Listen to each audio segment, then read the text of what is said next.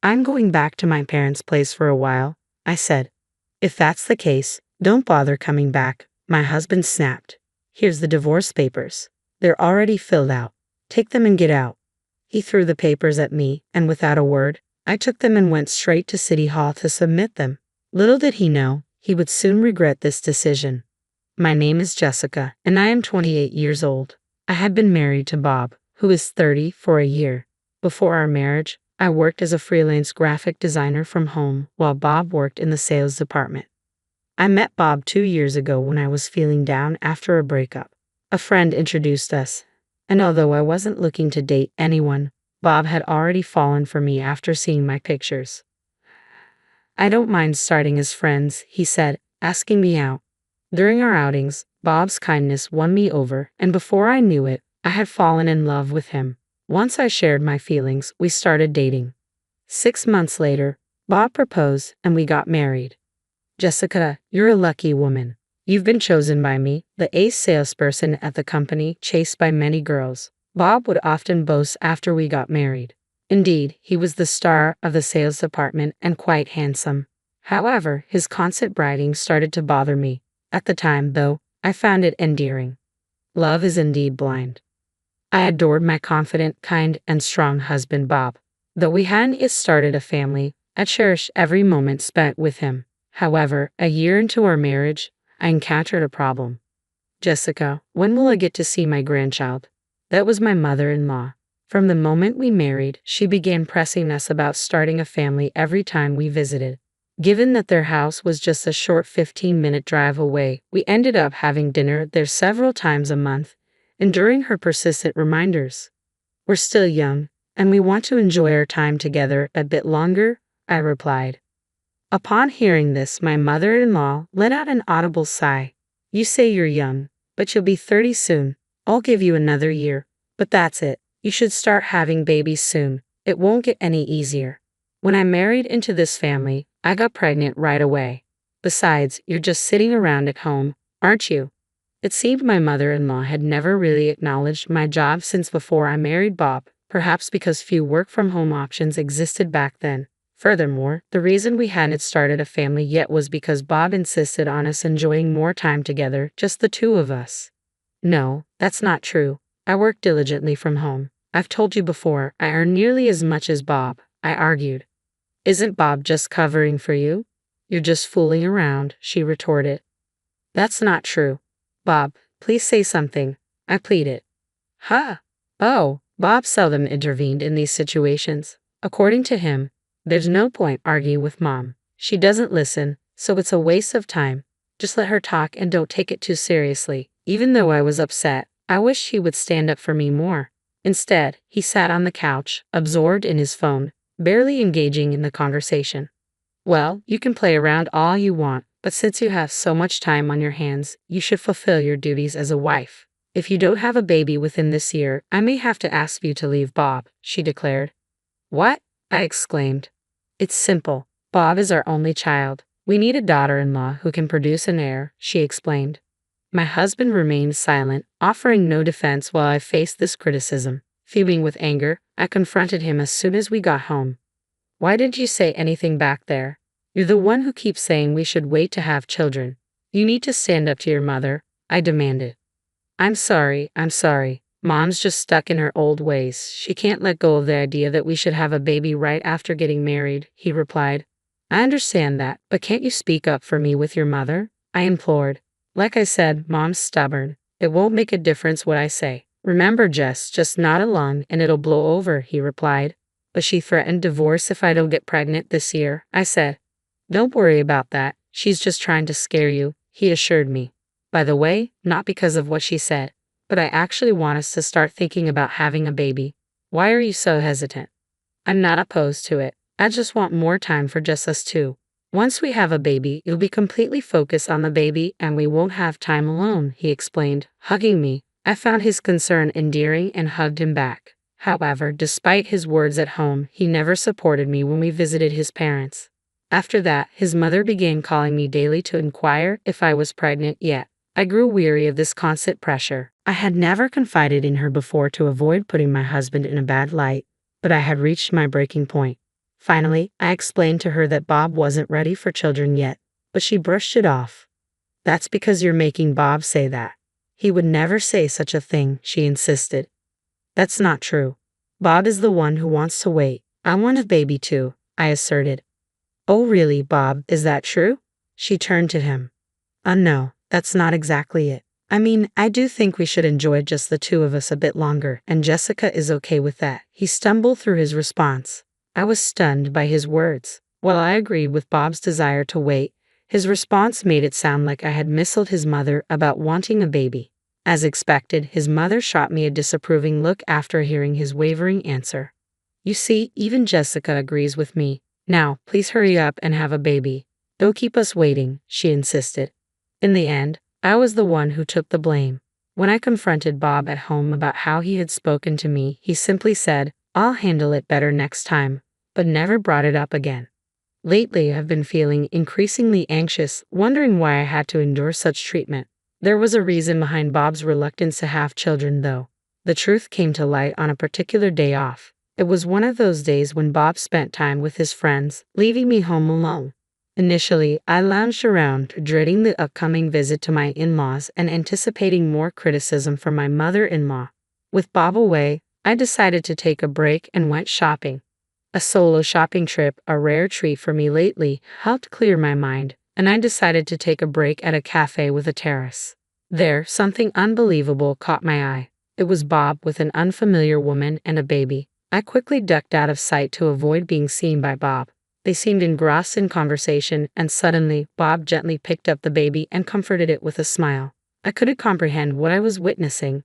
My mind went blank as I continued to watch. He had said he was with friends, but was this woman one of them? Since we married, Bob had introduced me to all his friends, and I had never met this woman before. Then Bob kissed the baby on the cheek. Seeing Bob show such tenderness to a strange baby after claiming he wasn't ready for children with me pained my heart deeply. The thought crossed my mind that perhaps he didn't want children with me because he didn't truly love me. Tears blurred my vision uncontrollably. Could he be cheating on me? The mere idea constricted my chest even more. I snapped a photo of them together, appearing happy, with the intention of confronting Bob later. Just as I was preparing to leave, Bob handed a white envelope to the woman and the baby, and they started to depart. I hurriedly made my way home, desperate to avoid encountering Bob. I'm going back to my parents' place for a while, my husband declared, his tone firm as he tossed the divorce papers in my direction. If that's how it's going to be, don't bother coming back. Take these papers and get out. That's how Bob ended our marriage, right then and there, with those papers hitting the floor between us. I picked them up silently and headed straight to City Hall to file them. Little did Bob know, he would soon regret his decision. My name is Jessica, 28 years old. I had been married to Bob, who is 2 years older than me, for just over a year. Before tying the knot, I worked as a freelance graphic designer from the comfort of home while Bob thrived in the sales department. I met Bob 2 years ago when I was rebounding from a breakup. A mutual friend introduced us, and despite my initial reluctance to date, Bob, taken by my photos and story, asked me out, suggesting we start as friends. As Bob and I spent more time together, I found myself deeply touched by his kindness. Before long, I realized I had fallen in love with him. Once I expressed my feelings, we began dating. 6 months into our relationship, Bob proposed, and we joyfully married soon after. Jessica, you're so fortunate, Bob often remarked, boasting about his status as the top salesperson at the company, popular among many. His confidence and charm initially captivated me, though I sometimes wondered about his need to flaunt it. Yet in those early days, I found it endearing. Love truly has a way of blinding us. I cherished my time with Bob, enjoying his company and the life we were building together. Although we hadn't yet started a family, I was content. However, a year into our marriage, an issue arose. Hey Jessica, when are you going to give me a grandchild? That was my mother-in-law, who had been pressing the matter ever since our wedding. Living just a short drive away, we visited them often for dinner, where I faced her persistent questioning month after month. We're still young, so we decided to enjoy our time together, I explained calmly. My mother-in-law sighed audibly, her disapproval palpable. You say you're young, but you'll be 30 soon. I'll give you a year to see how it goes. That should be enough time, right? You should start having babies soon, or it might become difficult for you. When I married into this family, I got pregnant right away. Besides, you're just idling at home, aren't you? Since my early days of freelancing from home, my mother-in-law never truly acknowledged my work as a legitimate job. This perception persisted even after I married Bob. Moreover, our decision to postpone having children was primarily driven by Bob's desire for more time together as a couple. No, that's not true. I work diligently from home. I've mentioned before that I earn almost as much as Bob, I defended. Are you sure Bob isn't just covering for you? It seems like you're just passing the time, she retorted. That's not fair. Bob, please say something, I pleaded, hoping for his support. Ha! Oh, Bob rarely spoke up in such situations. His usual stance was, there's no point arguing with Mom. She doesn't listen to what I say, so it's best to let her talk and not take it too seriously. Despite my distress, I wished he would show a bit more support. Instead, he lounged on the couch, absorbed in his phone, barely engaged in the conversation. Well, you can do as you please, but since you have plenty of time, you should fulfill your duties as a wife. If you don't have a baby within this year, I may have to ask you to leave, Bob, she asserted. What? I exclaimed. It's simple. Bob is our only child. We need a daughter-in-law who can provide an heir. My husband remained passive, offering no defense while I faced her criticism. I was seething with anger as we returned home. Why didn't you say anything back there? You're the one who keeps insisting we wait to have children. You need to stand up to your mother, I confronted him. I'm sorry, Mom's just old-fashioned. She's stuck on the idea that you should have a baby right after marriage. I understand that, but couldn't you at least speak up to her? Like I mentioned, Mom is stubborn. She won't budge no matter what I say. You know, Jess, sometimes it's best to just nod along and let it pass. But your mother said if I don't get pregnant this year, she'll force us to divorce. Don't worry about that. She's just bluffing. Hey, not because of what she said, but I've actually been thinking about starting a family with you. Why are you hesitant? I'm not against it. I just want more time for us alone. Once we have a baby, you'll be fully occupied with the baby and we won't have much time together, he explained, pulling me into a hug. I found his concern endearing, so I hugged him back. However, despite his assurances at home, he never stood up for me when we visited his parents. After that, his mother began calling me daily, incessantly asking if I was pregnant yet. I grew weary of this relentless pressure. I kept silent about it, not wanting to paint Bob in a negative light, but eventually I reached my breaking point. I finally disclosed to her that Bob wasn't ready for children yet, but she brushed it off. That's just because you're putting words in Bob's mouth. He would never say something like that, she insisted. That's not true. Bob himself expressed that he wants to wait. I also want a baby, I countered. Really? Bob, is that true? She demanded. No, that's not exactly what I meant. I mean, I do want us to enjoy some more time together, and Jessica's okay with that too. He stumbled through his response. I was taken aback by his words. While I agreed with Bob's desire to wait, his response made it sound like I had misled his mother about our intentions regarding starting a family. As expected, his mother shot me a disapproving look after hearing his uncertain answer. See, you agree too. Now please hurry up and have a baby. Don't keep us waiting. In the end, I bore the brunt of the blame. When I confronted Bob at home about his words, he said, I'll handle it better next time, but he never brought it up again. Lately, I've been feeling increasingly anxious, wondering why I have to endure this. But there was a reason behind Bob's reluctance to have children. The truth came to light on a particular day off. I was home alone as Bob had his monthly outing with friends. Initially lounging at home, I had planned to visit my in-laws later in the evening, already dreading the inevitable nagging from my mother-in-law. With Bob absent, I took the opportunity to clear my mind with a solo shopping trip. Afterward, I decided to relax at a cafe with a terrace. It was there that I witnessed something unbelievable. Bob was seated with an unfamiliar woman and a baby. I quickly hid to avoid being seen. They appeared to be engaged in a pleasant conversation, and suddenly, Bob gently comforted the baby with a smile. I couldn't comprehend what was unfolding before me. My mind went blank as I continued to watch. Bob had claimed he was out with friends, but who was this woman? He had introduced me to all his friends since we married, and I had never met her. Then, to my surprise, Bob kissed the baby on the cheek. Seeing Bob affectionately dote on an unfamiliar baby, despite his insistence on not wanting children with me, deeply wounded me. Thoughts raced through my mind. Did he reject having children because he didn't truly love me? Tears blurred my vision as my heart clenched with the possibility of betrayal. Could Bob be cheating on me? I snapped a photo of them, capturing their apparent happiness, intending to confront Bob later. Just as I prepared to leave, Bob handed a white envelope to the woman and the baby, ready to depart. To avoid facing him directly, I hurried back home. 15 minutes later, Bob returned. I wasted no time in confronting him. You were out with friends, right? I questioned sharply. Yeah, I was. Why are you acting weird as soon as I get home? Bob replied defensively. Is this woman also a friend? I thrust the photo in front of him. Bob's expression paled instantly. How did you get this photo? He stammered, clearly caught off guard. I happened to come across you guys when I was out. Can you explain what's going on? Are you cheating? I demanded, my voice trembling with a mix of disbelief and anger.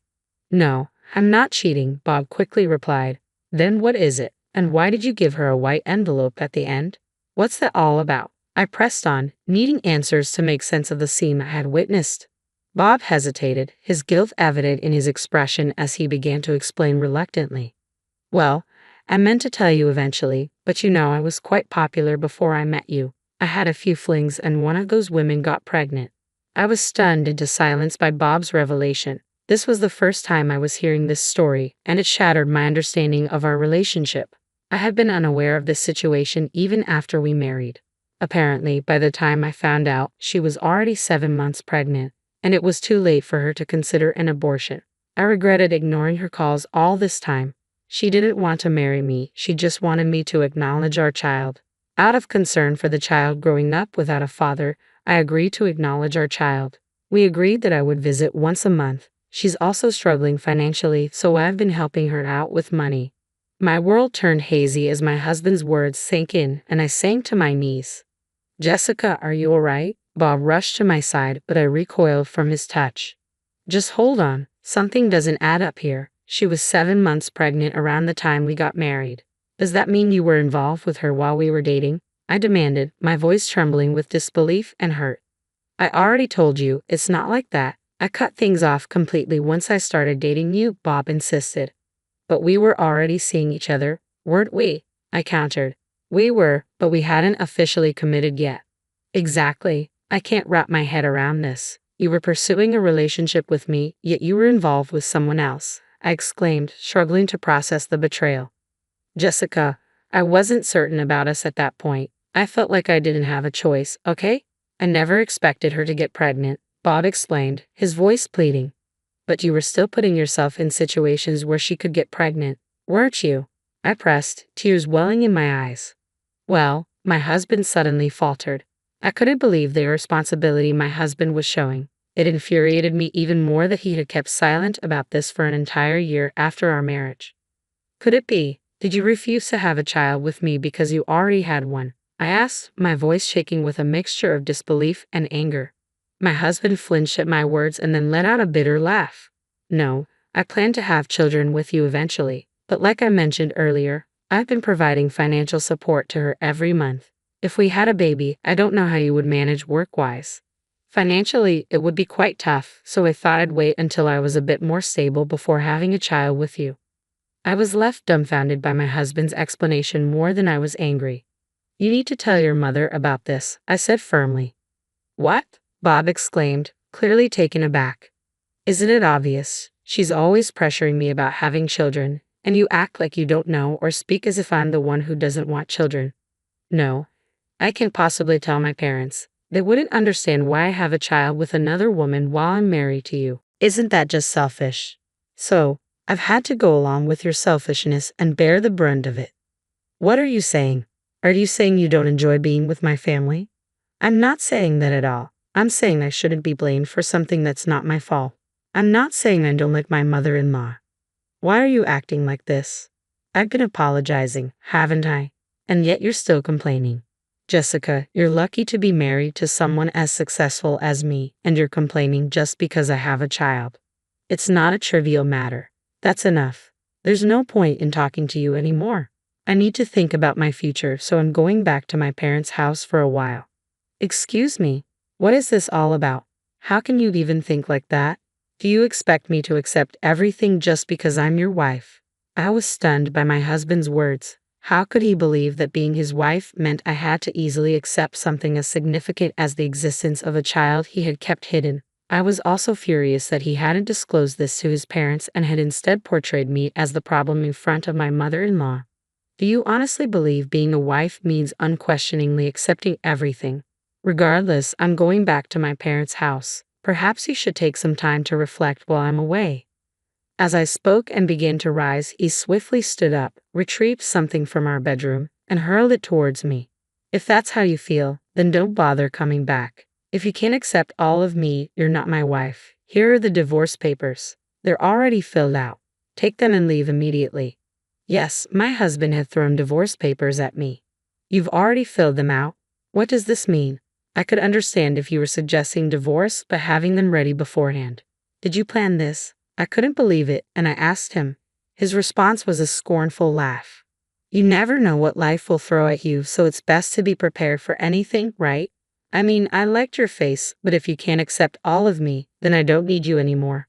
Fortunately, there are plenty of women who want to marry a guy like me. I just need to choose a good one from among them. In other words, I have plenty of options for a wife. His words ignited a fire within me. I needed time to process everything, especially the bombshell about his hidden child, yet here he was implying I was replaceable. It was infuriating beyond belief. Gripping the divorce papers tightly, I shot him a glare. I never imagined you could stoop so low. Fine, I'll grant your wish and divorce you. I'll pack my things when you're not around. We probably won't see each other again. Goodbye. With that, I stormed out of the house, swiftly filled out the divorce papers, and submitted them to City Hall. But simply divorcing him wasn't enough. Once back at my parents' house, I recounted everything to my father. The following day, I took a day off work to gather my belongings. Though I mourned the shattered dreams of a happy marriage, I also felt relieved to have severed ties before investing more years with such a man. Wiping away my tears, I resolved to move forward. Just as I finished packing and the delivery service arrived to collect my belongings, my ex-husband called. Hello, Jessica. I was wrong. Forgive me. My ex-husband's voice on the phone was filled with desperation as soon as I answered. I couldn't help but smirk. Forgive you? After everything? Weren't you the one who initiated the divorce? I merely followed through on your decision, I retorted coolly. No, that was a mistake. I regret it deeply. You haven't submitted the divorce papers yet, have you? He pleaded. Of course I did. You handed them to me yourself, I replied, incredulous. What? Please, let's get married again. I can't live without you, Jessica. I almost chuckled at his feeble attempt. It seemed my conversation with my father had left my ex-husband in a tough spot, and rightfully so. My father held a significant position at a major client of my ex-husband's company, a fact my ex seemed to have overlooked in his haste to divorce me. I took satisfaction in knowing I had caused him some discomfort. Did you lose the contract with my father's company? That's unfortunate, especially for the ace of the sales department. It will be interesting to see how you handle this situation, I remarked casually. No, that's why I want to start over with you. There are plenty of replacements for me out there, right? You should try to find one. With that, I ended the call and allowed myself a broad smile. As I later learned from my father, my ex-husband had been demoted due to his role in losing the major client's contract. It was better than being fired, but his reputation within the company had taken a significant hit. After revealing the truth about his illegitimate child to my in-laws, they initially sought to reconcile him with the child's mother. However, due to her financial situation, they declined to pursue the remarriage, prompting my ex-husband to reach out to me again. Naturally, I refused. Who would willingly return to such a toxic environment? In contrast, life after divorce had treated me well. I moved back to my parents' home, focused on my career, and recently secured a significant contract with a major client. My work was flourishing, and while I kept an open heart for the possibility of meeting someone new in the future, for now, I was content focusing on my professional success. I smoothed my dress and took a deep breath, plastering on a smile as I opened the front door. Catherine, what a surprise, I said, my voice sickly sweet. We weren't expecting you today. My mother-in-law breezed past me, her perfume leaving a cloying trail. Oh, Kelsey, dear, I was in the neighborhood and thought I'd pop by. Where's my Gregory? Before I could answer, my husband appeared from his study, grinning. Mom, What brings you here?" I retreated to the kitchen, gripping the counter as their voices drifted in. Everything had been perfect this morning. Gregory and I sharing coffee, our daughter Emma chattering about her upcoming school play. Now, with Catherine's unexpected arrival, tension crackled through the air. "Kelsey?" Gregory called. "Could you bring us some tea?" Gritting my teeth, I prepared a tray and returned to the living room. Catherine was perched on the edge of the sofa, rifling through her oversized purse.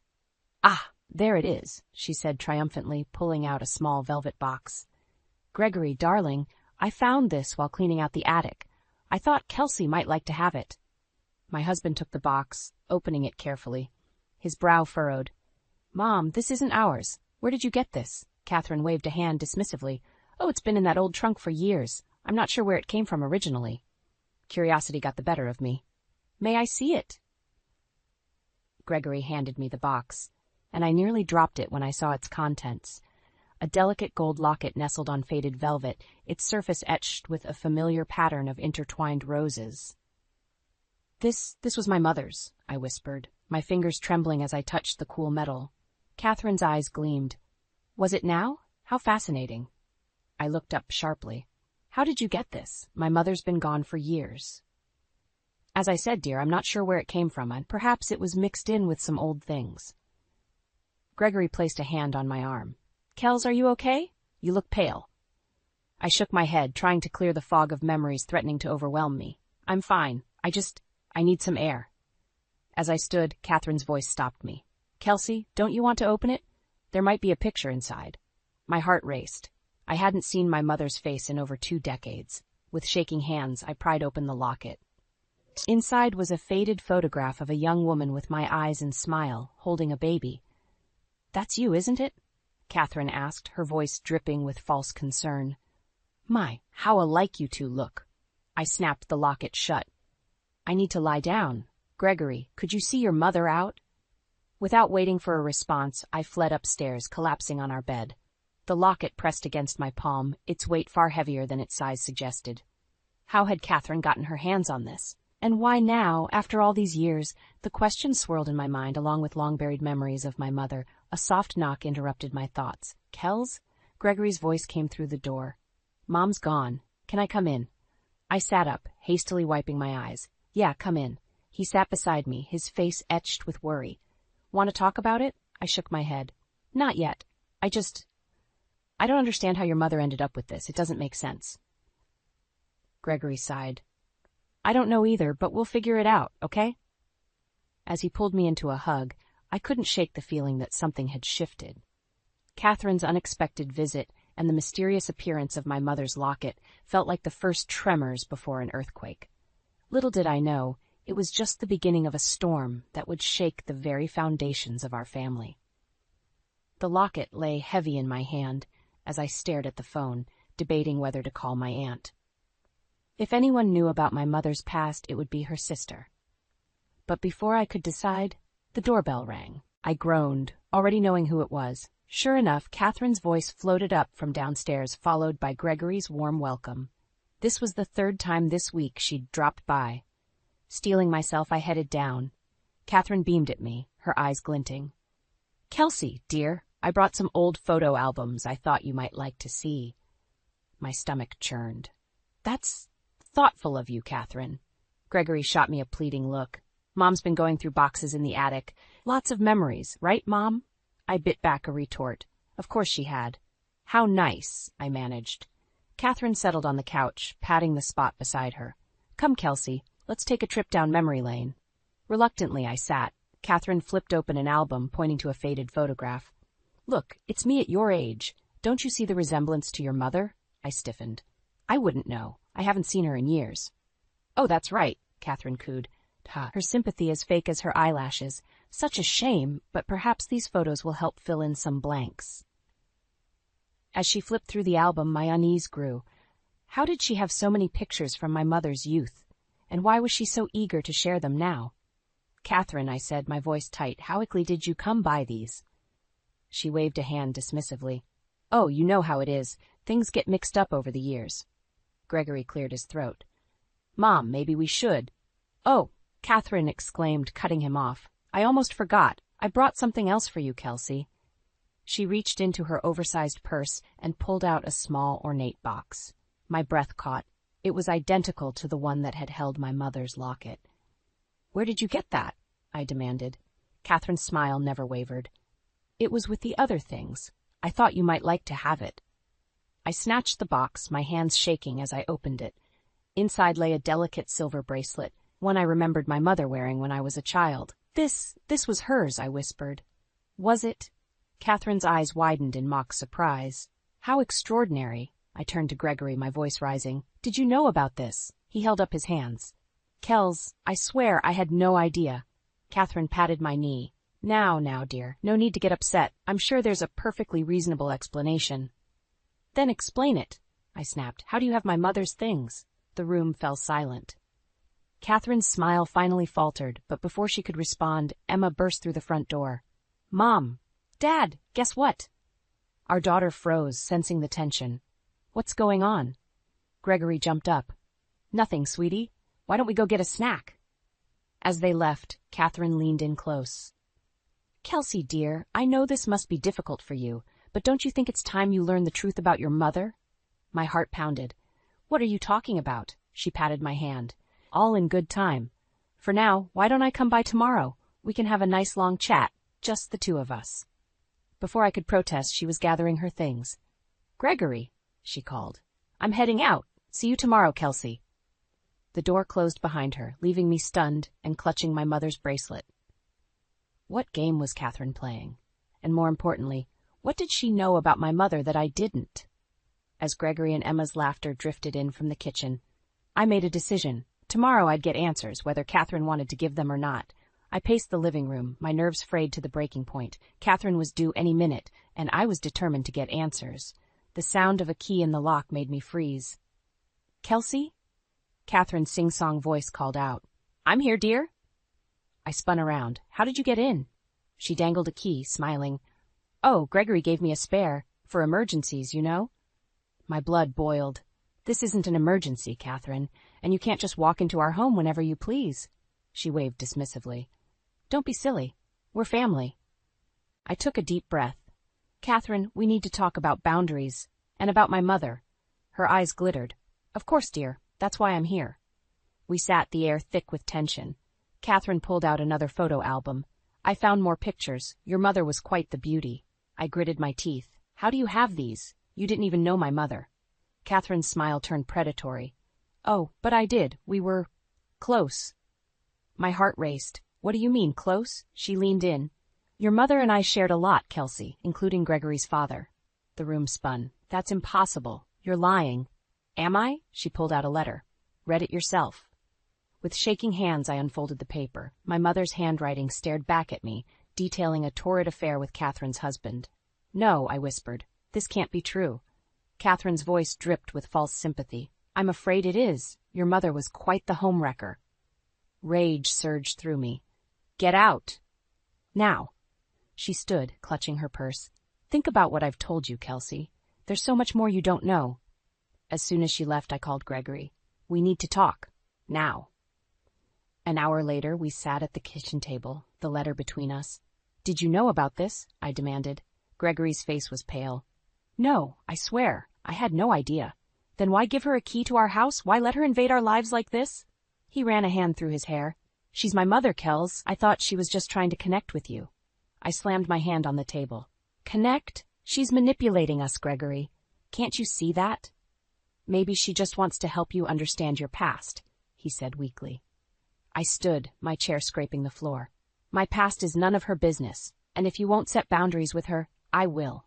Gregory reached for me. Kelsey, wait. But I was already halfway up the stairs.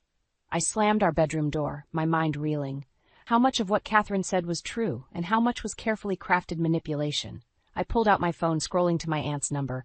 It was time to get some real answers. Aunt Sarah? It's Kelsey. We need to talk about Mom.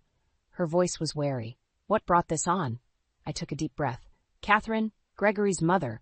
She has Mom's things, photos I've never seen, and a letter about an affair. Silence stretched across the line. Finally, Aunt Sarah sighed.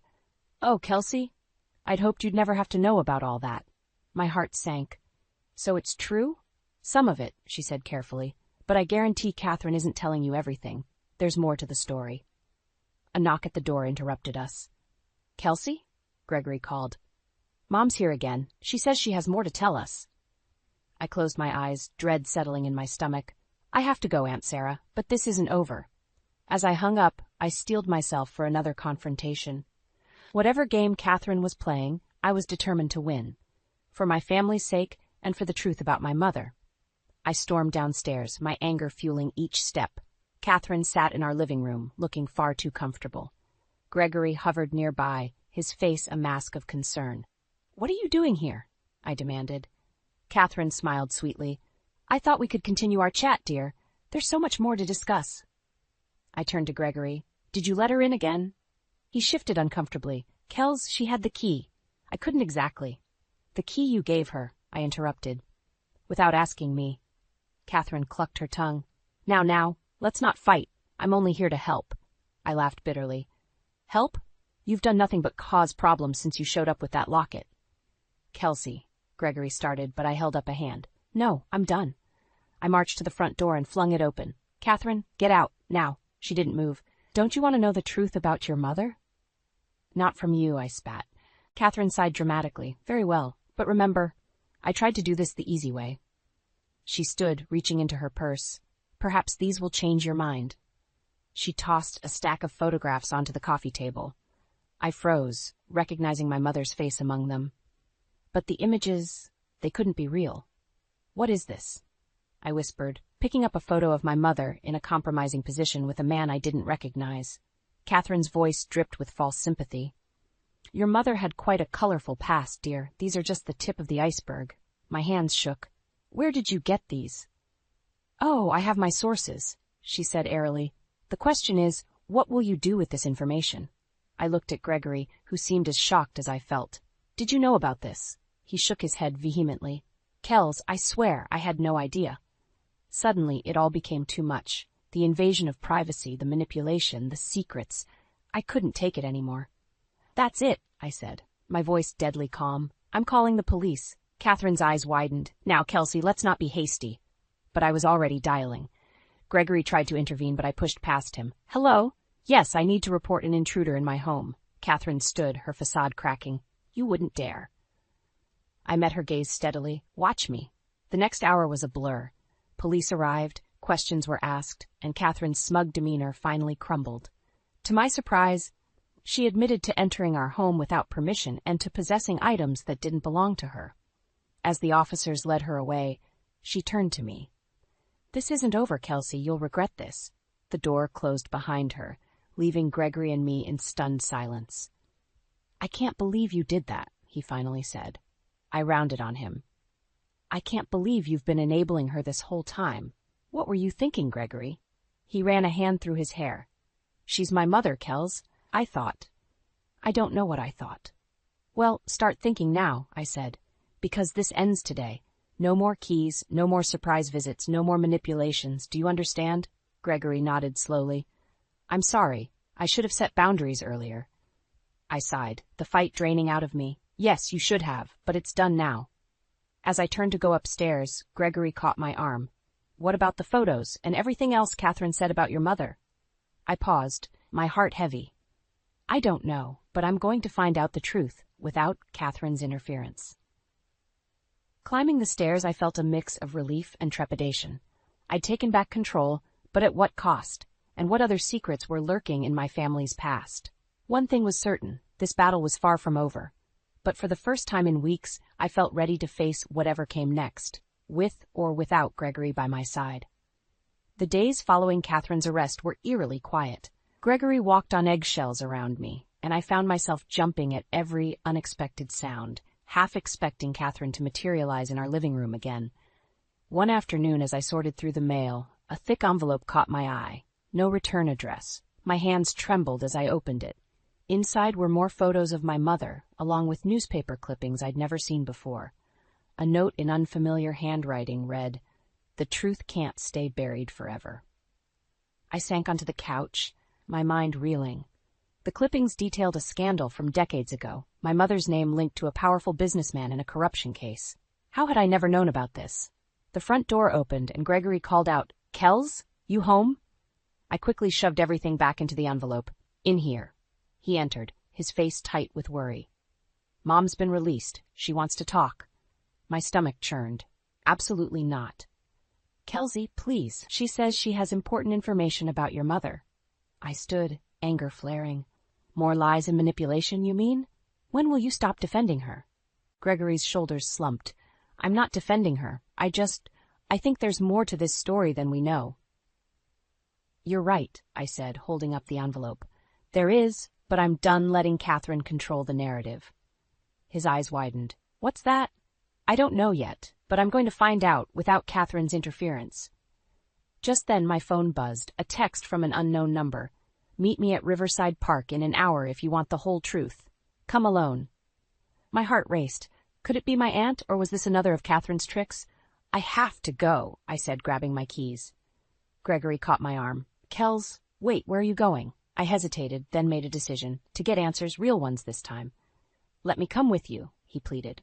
I shook my head. "No, I need to do this alone." As I drove to the park, my mind whirled with possibilities. Who had sent those photos? Who wanted to meet?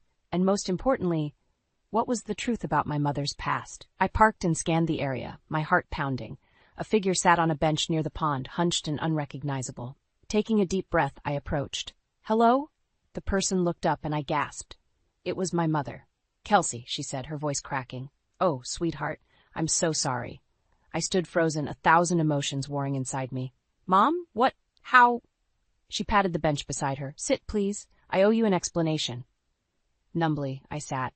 My mother, the woman I hadn't seen in over 2 decades, looked older, worn, but her eyes were the same. "I know Catherine's been causing trouble," she began.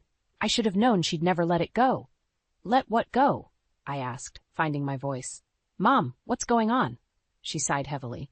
"It's a long story, honey. But the short version is this. Catherine and I were once friends, close friends, until I discovered her husband's illegal activities." My head spun. "The businessman in the newspaper articles." Mom nodded. "You've seen those, then. Yes, that was Gregory's father. I tried to expose him, but Catherine, she turned it all around on me, made it look like I was the one involved." Tears filled her eyes. "I had to leave, Kelsey, to protect you. Catherine threatened to drag you into it if I didn't disappear." I sat in stunned silence, trying to process it all. But why now? Why is she bringing all this up again? Mom's face hardened. "Because the truth is about to come out, all of it, and Catherine's trying to control the narrative." She reached for my hand. "Kelsey, I need your help. Will you stand with me and finally bring this all to light?" I stared at her, my heart pounding. This was it, the moment that would change everything. My relationship with Gregory, my understanding of my past, my very identity, it all hung in the balance. Taking a deep breath, I made my decision. "Tell me everything, Mom, from the beginning." As she began to speak, I knew there was no turning back. The battle for the truth had only just begun. I paced our living room, my mother's revelations echoing in my mind. The truth was more twisted than I could have imagined, and I knew confronting Gregory was inevitable. But before I could gather my thoughts, the front door burst open. Gregory rushed in, followed closely by Catherine. Their faces were flushed with excitement, a stark contrast to the dread pooling in my stomach. "Kelsey!" Gregory exclaimed. "We have amazing news!" I crossed my arms, steeling myself. "What is it?" Catherine beamed, her eyes gleaming with triumph. "We've found the perfect solution to all our problems, dear." Gregory nodded enthusiastically. "We bought a house, Kels, a fresh start for all of us." The world tilted on its axis. What? "It's beautiful," Catherine gushed. "Plenty of room for the whole family. We can all live together just like we should." I struggled to breathe. How did you pay for this?" Gregory's smile faltered slightly. "Well, we used our savings, and I borrowed from your account, just temporarily, of course." The room spun. "My account? Gregory, how could you?" Catherine waved dismissively. Now, Kelsey, don't be dramatic. It's for the best." Rage boiled inside me. "The best? You've been manipulating us from the start, and now this." Gregory reached for me, but I jerked away. "Kels, please. We did this for you, for us, to bring the family together." "Family?" I laughed bitterly. "Do you even know what that word means anymore? Catherine's eyes narrowed. Watch your tone, young lady. After everything we've done for you. Everything you've done? I exploded. You've lied, schemed, and now stolen from me. I know the truth about you, Catherine, about what you did to my mother. The color drained from her face. What are you talking about? I turned to Gregory.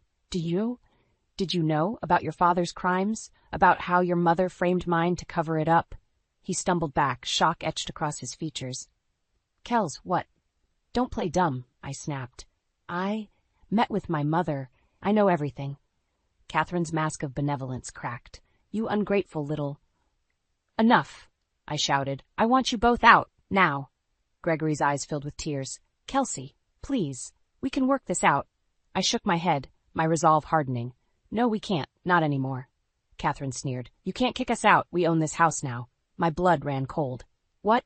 She produced a document with a flourish. It's all here, dear. The deed's in our names. You should really pay more attention to what you sign. I snatched the paper, scanning it in disbelief. There it was in black and white, my signature, transferring ownership of our home. This is forged, I whispered. Catherine smirked. Prove it. The room closed in around me.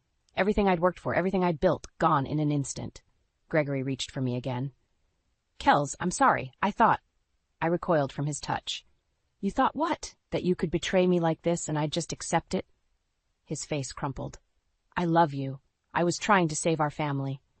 There is no family anymore, I said, my voice breaking. Not after this. I turned, grabbing my keys and phone. Catherine called after me, her voice sickly sweet. Where are you going, dear? This is your home, remember? I paused at the door, looking back at the wreckage of my life. No, I said quietly. It's not. As I stepped outside, the weight of everything crashed down on me. I was homeless, betrayed by the man I loved, and facing a battle I wasn't sure I could win. But as I drove away, one thought crystallized in my mind. This wasn't over. Not by a long shot.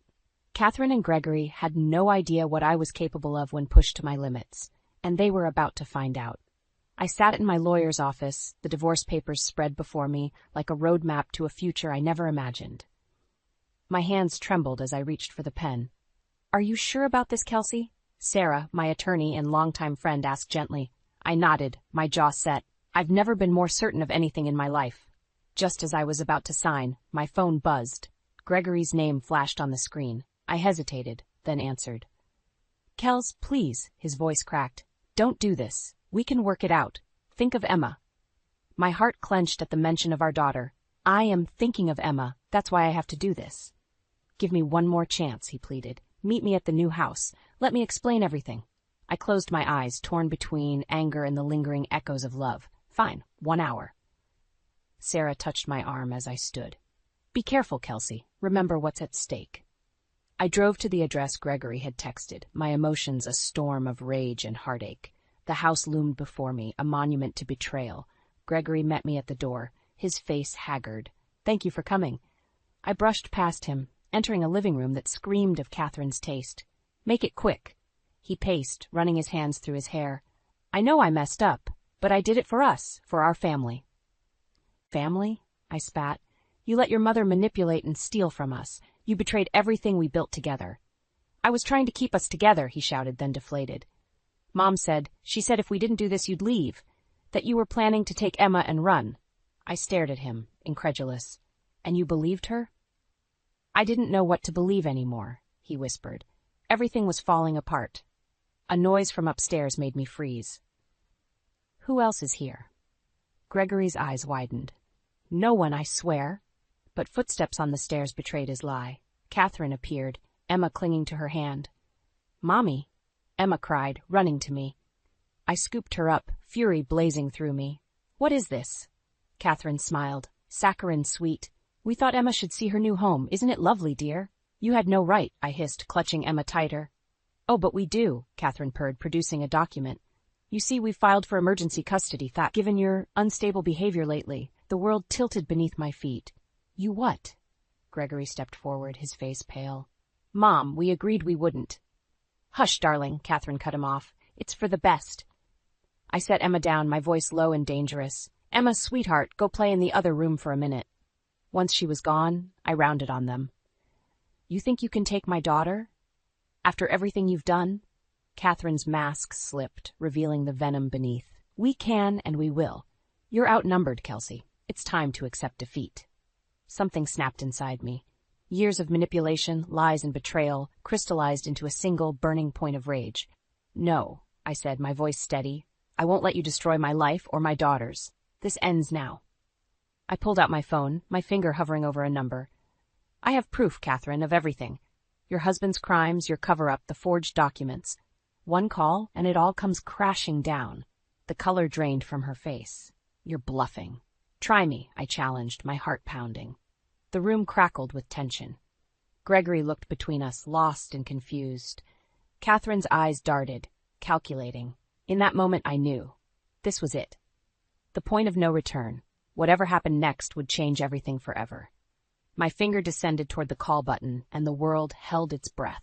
My finger hovered over the call button, the room thick with tension. Catherine's eyes darted between my face and the phone, her mask of control cracking.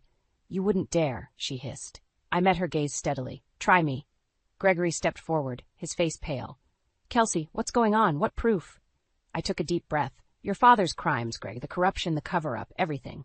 His eyes widened in shock. That's impossible. Dad was a criminal, I finished. And your mother helped hide it all. Catherine lunged for my phone, but I was quicker. It's over, Catherine. I've already sent copies to my lawyer. She stumbled back, her face ashen. You're bluffing. Am I? I pulled up a series of emails on my phone screen. These are from my mother, detailing everything she uncovered before you forced her into hiding. Gregory sank onto the couch, his head in his hands. All this time, you knew? I softened slightly. I only found out recently, when I met with my mother. Catherine's laugh was brittle. So what? It's your word against ours. Who do you think they'll believe? They'll believe the evidence, I said firmly. Bank records, witness statements, everything my mother collected before you threatened her. The fight seemed to drain out of Catherine. She looked suddenly old, defeated. What do you want? I straightened my shoulders. I want my life back, my home, my savings, and full custody of Emma. You can't, Catherine began, but Gregory cut her off. Enough, Mom, he said quietly. It's over. He turned to me, his eyes filled with regret. Kels, I'm so sorry, I had no idea. I nodded, my heart aching despite everything. I know. Catherine slumped in a chair, her carefully constructed world crumbling around her. What happens now? Now, I said, you both sign these papers. I pulled out the documents I'd brought from my lawyer's office. Returning full ownership of our house to me, relinquishing any claim to my savings, and agreeing to my terms for custody. Gregory signed without hesitation. Catherine's hand shook as she scrawled her name. As I gathered the papers, a small voice came from the doorway. Mommy, can we go home now? Emma stood there, her eyes wide and confused. I scooped her up, holding her close. Yes, baby, we're going home. I turned to Gregory and Catherine one last time. I won't press charges for Emma's sake, but if you ever try to come between me and my daughter again, I won't hesitate. Gregory nodded, tears in his eyes. I understand. I'm sorry, Kels, for everything. As I walked out of that house, Emma in my arms, I felt a weight lift from my shoulders. The road ahead wouldn't be easy, but for the first time in months, I could breathe freely. Weeks later, I sat on our porch, my porch, watching Emma play in the yard. My phone buzzed with a text from my mother. Proud of you, sweetheart? Dinner next week? I smiled, typing back a quick yes. We were rebuilding our relationship, slowly but surely. The sound of a car pulling up made me tense, but it was just Sarah, my lawyer and friend. She joined me on the porch, grinning. Got the final paperwork today, she said. It's all official, the house, the savings, everything. I let out a breath I didn't know I'd been holding. It's really over. Sarah squeezed my hand. You did it, Kels. You stood up for yourself and won. As the sun set, casting a warm glow over the yard, I felt a sense of peace settle over me. The past months had been a battle, but I'd emerged stronger, wiser, and more resilient than ever. I thought of all the women like me, fighting their own battles against manipulation and deceit. I hope my story might give them courage, show them that it's never too late to reclaim your life and your dignity. Emma's laughter floated across the yard, and I smiled. We had a bright future ahead of us, free from shadows and secrets, and I was ready to embrace every moment of it. Megan, it's strange, isn't it? Everyone kept saying how perfect our life is, yet here I am, questioning everything about it, I said, staring blankly at the dinner table, absent-mindedly fidgeting with my wedding ring. David looked up from his phone, a hint of irritation in his eyes. Megan, not tonight. I'm exhausted. Can we just have one peaceful dinner? I nodded, biting my tongue. Another evening, another conversation cut short. This had become our routine, silences filled with unspoken emotions. As I cleared the table, my phone buzzed. Mrs. Carter, there's been an accident. Your husband and his passenger are in critical condition, the voice on the other end informed. The plate slipped from my hand, shattering on the floor. What? Where? How bad is it? My voice was frantic. Calm down. They're being taken to Mercy General. Come quickly, the caller said before hanging up abruptly. I grabbed my coat and rushed out, my mind racing. In the emergency room, I was met by a police officer. Mrs. Carter? He asked, his face somber. Your husband and his passenger were involved in a car accident. They're both in surgery. His passenger? I whispered, trying to process. Who was with him? The officer hesitated. I believe her name is Samantha Foster. My heart sank. Samantha, my sister? What were they doing together? I spotted my mom, June, entering the waiting room. Megan, what's happening? I heard about the accident. Samantha, where is she? Mom, I don't know. They told me she's in surgery with David, I said, barely holding back my tears. 2 hours later, a doctor approached us. Mrs. Carter, Mrs. Foster, your husband and daughter made it through surgery. They'll live, but their conditions are serious. It'll be a long road to recovery. Relief mixed with confusion filled me. Why was Samantha in David's car? I looked at my mom, searching for answers, but she looked as puzzled as I felt. Days turned into a blur. Between hospital visits and sleepless nights, questions gnawed at me, but I pushed them aside, focusing on David's and Samantha's recovery. Though frail, David managed to speak. Megan, it wasn't my fault. You have to believe me. I nodded, but the doubt lingered.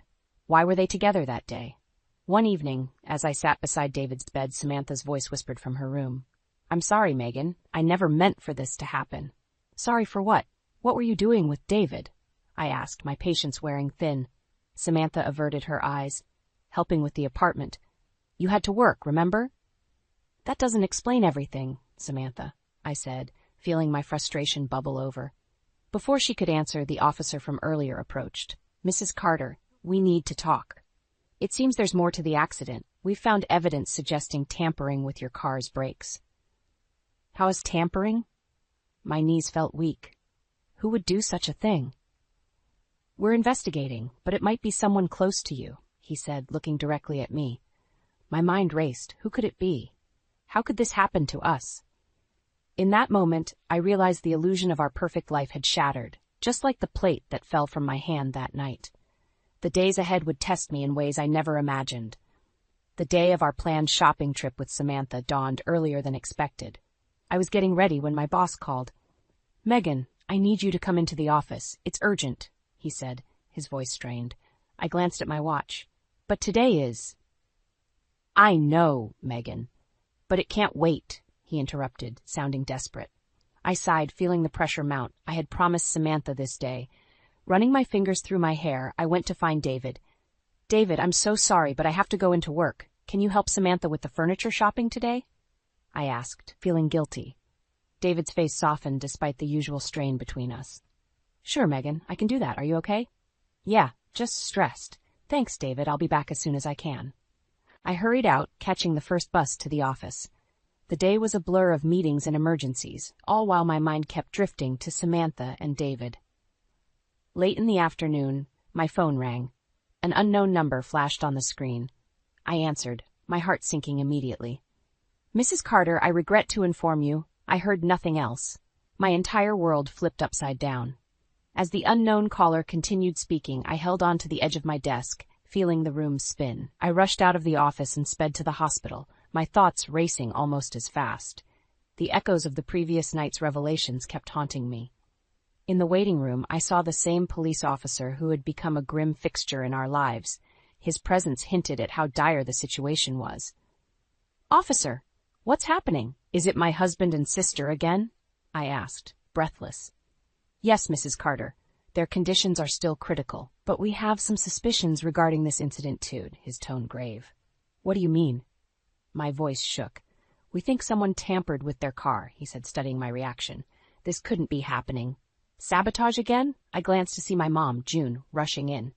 Megan, what's going on? Samantha and David. Mom, it's bad. The police think someone tampered with their car, I said, my voice barely above a whisper. My mother gasped, clutching my arm. Who would do such a thing? That's what we need to find out, the officer said. We need to investigate, but it's looking like someone close to you is involved. As we waited, my emotions whirled. David was supposed to help Samantha, but now they both lay fighting for their lives. In the sterile halls of the hospital, the doctor emerged again. Mrs. Carter, Mrs. Foster, they'll make it through surgery, but their conditions remain serious. It'll be a hard recovery. Everything felt like a nightmare come to life. As I struggled to process this, a chilling thought crossed my mind. Who would do this, and why target David and Samantha? David was conscious again later, still weak but coherent. Megan, he croaked, reaching out for my hand. It wasn't my fault. I sat by his bed, trying to piece everything together. The same questions replayed. Why were they in the car together? Why did this keep happening? Then, like a shadow cutting through the dim light, another question loomed. Was someone deliberately trying to tear us apart? The pieces didn't fit, and the answers kept slipping through my fingers. The days ahead would reveal more than just the extent of their injuries. They would expose the darkest corners of our lives, corners I wasn't ready to face. I gripped the steering wheel, driving to the hospital with a white-knuckled intensity. The news of the accident played on repeat in my mind. David and Samantha. Why did this keep happening? The hospital loomed large as I pulled into the parking lot. I stumbled through the entrance, my breaths coming in shallow gasps. The familiar sterile smell hit me like a wave. I rushed to the receptionist. David Carter and Samantha Foster, please. Where are they? They're on the 3rd floor. ICU, she responded, eyes filled with empathy. Racing to the elevator, I barely noticed the others around me. Every second felt like an eternity. As the doors opened on the 3rd floor, I spotted the police officer from earlier, waiting with a grim expression. Mrs. Carter, let's talk, he said, leading me to a small, quiet room. What happened? I demanded, my voice cracking. Preliminary evidence suggests someone tampered with the brakes on your car, he began. We're investigating, but we need to address some initial suspicions. I looked at him in disbelief. Who could have done this? We don't know yet, but it might be someone very close to you, he said, holding my gaze. The room spun as I tried to comprehend his words. Someone close to me? Who would do such a thing? Just then the doctor entered. Mrs. Carter, you and your mother can see them now, but they're still very weak. Please, just a few minutes. We followed him silently to the ICU. I walked in, feeling like a ghost. David lay motionless, tubes and machines everywhere. His eyes fluttered open as I approached. Megan, he whispered, his voice strained. I'm sorry. David, don't try to talk, I said, a lump in my throat. We'll figure this out. I moved to Samantha's side, her face pale and battered. She slowly opened her eyes, looking at me with a flicker of guilt. I'm so sorry, Megan. I never wanted this, she mumbled, tears welling up. Why, Sam? Why were you with David? I asked, trying to keep my voice steady. Before she could reply, the officer stepped in. Mrs. Carter, we have more questions for you. We suspect there might be something deeper going on. He led me out of the room as my mind raced with a flurry of questions. What do you mean by something deeper? I asked, trying to keep up. We're looking at this from all angles. Right now, our focus is on who had access to your car and why they'd target both David and Samantha, he explained, his tone serious. I nodded, absorbing the weight of his words.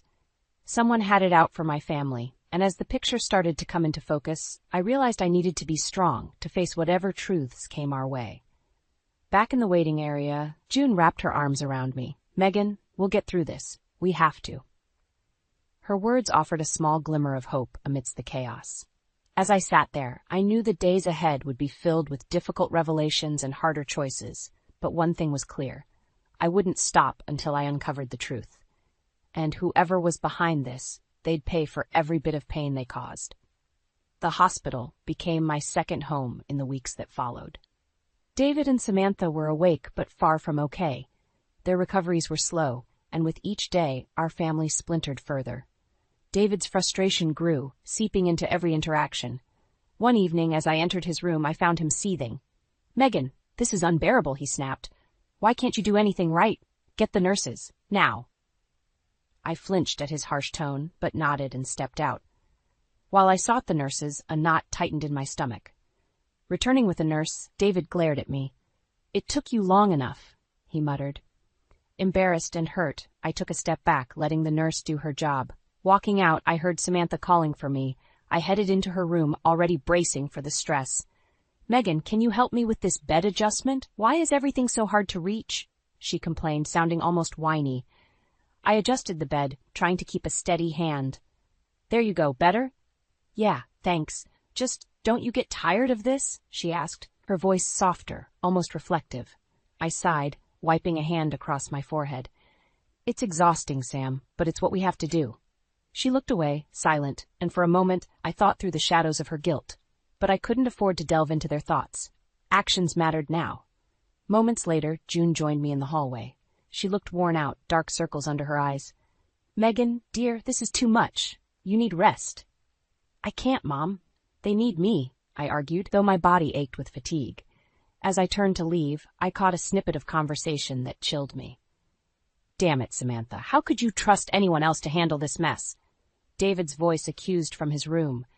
"I thought we'd be smart enough to avoid this," Samantha retorted, her voice dripping with exasperation. Their words hung in the air as I stepped back, unnoticed. Everywhere I turned, betrayal seemed to lurk. Later that evening, the officer returned with an update. "Mrs. Carter, we confirmed that your car's brakes were tampered with. It appears meticulous." A lump formed in my throat. "Do you have any leads?" "We're following up on some information, but nothing concrete yet. It seems very personal," he added. I nodded, feeling the weight of new suspicion. Each discovery pushed me closer to an edge I couldn't ignore. Back in Samantha's room, I watched as she rested fitfully. Her condition was serious, and her needs were endless. But as I cared for her, the tension between us lingered just below the surface. David, on the other hand, became increasingly venomous. "Megan, this is your fault, isn't it?" he'd accuse, his bitterness slicing through the thin air of the hospital room. "You always wanted something more. Well, look where that got us." I clenched my jaw, swallowing down my retorts. Silence became my shield. As days dragged on, June was caught between us, her own exhaustion growing. The strain in David and Samantha's behavior took a toll on her, and it showed. In the quiet moments, when the hospital felt heavy with unspoken words, I knew I had to stay resilient. This darkness, whatever it held, would not swallow me whole. The truth, however twisted, was my next goal, and in that journey, my quiet determination was my solitary companion. June sat next to me in the waiting room, her face pale from the persistent strain. "Mom, you should go home. Rest," I said, squeezing her hand. She shook her head. "No, Megan, I need to be here for both of you." A police officer approached, his expression serious. "Mrs. Carter, can we speak privately?" I nodded and followed him to a small room. The door closed behind us, magnifying the silence. "We've found more evidence," he began, eyes locking onto mine. "The brake tampering points to someone close to you. Further investigation led us to Maxine Lewis. Do you know her?" My heart skipped a beat. "Maxine? No, I don't think so." "She has a strong vendetta against David," he explained. "It seems they have a history." I had never heard of her before, but my gut twisted. "What kind of history?" "We're still piecing it together, but she's someone you should be aware of," he said, his tone firm. "We'll keep you updated." Back in David's room, I tried to mask my turmoil. He lay there, eyes closed, looking fragile. When his eyes opened, the familiar coldness was there. "David, do you know a Maxine Lewis?" I asked, my voice steady. He blinked, showing confusion for the first time. "Maxine? Why are you asking about her?" "She's connected to the brake tampering," I said, watching his reaction closely. David's face darkened. "Don't believe everything they say. Megan, she's just a liar trying to ruin me." A chilling realization set in. His words sounded defensive rather than innocent. I took a step back, needing to breathe. Later, as I moved through the hospital, I saw Samantha's demands growing. "Mom, I need this. I need that," she whined, pushing June to exhaustion. With June physically drained and emotionally wrecked, the hospital turned into a battleground. I saw the toll it took on her, breaking my heart. One evening, As I huddled in the courtyard for a moment of solitude, I heard hushed voices. Peeking through the window, I saw David on the phone. "You need to fix this, Samantha. We can't let Megan find out." David's voice was stern. Samantha replied, her voice shaky, "I thought we covered all our tracks. How did they find Maxine?" David glanced around, then hissed, "She's relentless. We need to deal with her before she exposes everything." Their words sent a shiver down my spine. My suspicions solidified into a horrifying reality. They were in on something deep, something dark. Determined to get the truth, I confronted Samantha the next morning. "Sam, what's going on between you and David?" I demanded. Her eyes widened, fear and guilt mingling. "Megan, you don't understand." "Help me understand then," I said, my voice cracking but forceful. Before she could respond, the same officer reappeared. "Mrs. Carter, we've confirmed some findings. Maxine Lewis has a significant grievance with your husband related to financial deceit and personal betrayal." I stood there, my world crumbling as the pieces came together. David and Samantha had lies stretching far and wide, and now Maxine's quest for revenge had entwined us all. Leaving the hospital that night, my resolve hardened. The darkness needed to come to light. But first, I'd have to face both David and Samantha, expose their deceit, and deliver justice for everyone hurt along the way. The truth was no longer hiding, it was marching right towards us. With every step, I knew I was getting closer to unraveling the entire conspiracy, and I swore to myself nobody would walk away unscathed once the truth surfaced. The days passed in a blur, each one blending into the next. My focus sharpened. I had to confront David and Samantha. The lies needed to end. One morning, I stood outside David's hospital room, summoning the courage to go in. When I finally walked in, his eyes flicked up from his phone. "Megan, what now?" he asked, annoyance clear in his voice. "I know about Maxine. I know about the tampered brakes. You need to tell me everything," I demanded, crossing my arms. David's expression shifted, a sneer curling his lips. "You think you know everything, huh? You know nothing, Megan." "No more lies, David. Why was Samantha with you?" I pressed, feeling my anger surge. He laughed, a harsh, bitter sound. "Samantha and I are closer than you think. We've been together behind your back for months." No, I felt the ground give way beneath me. "What?" I whispered, barely able to breathe.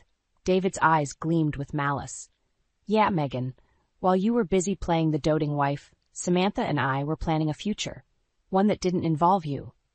My heart pounded in my chest. "You used me?" "Of course," David said, his voice dripping with contempt.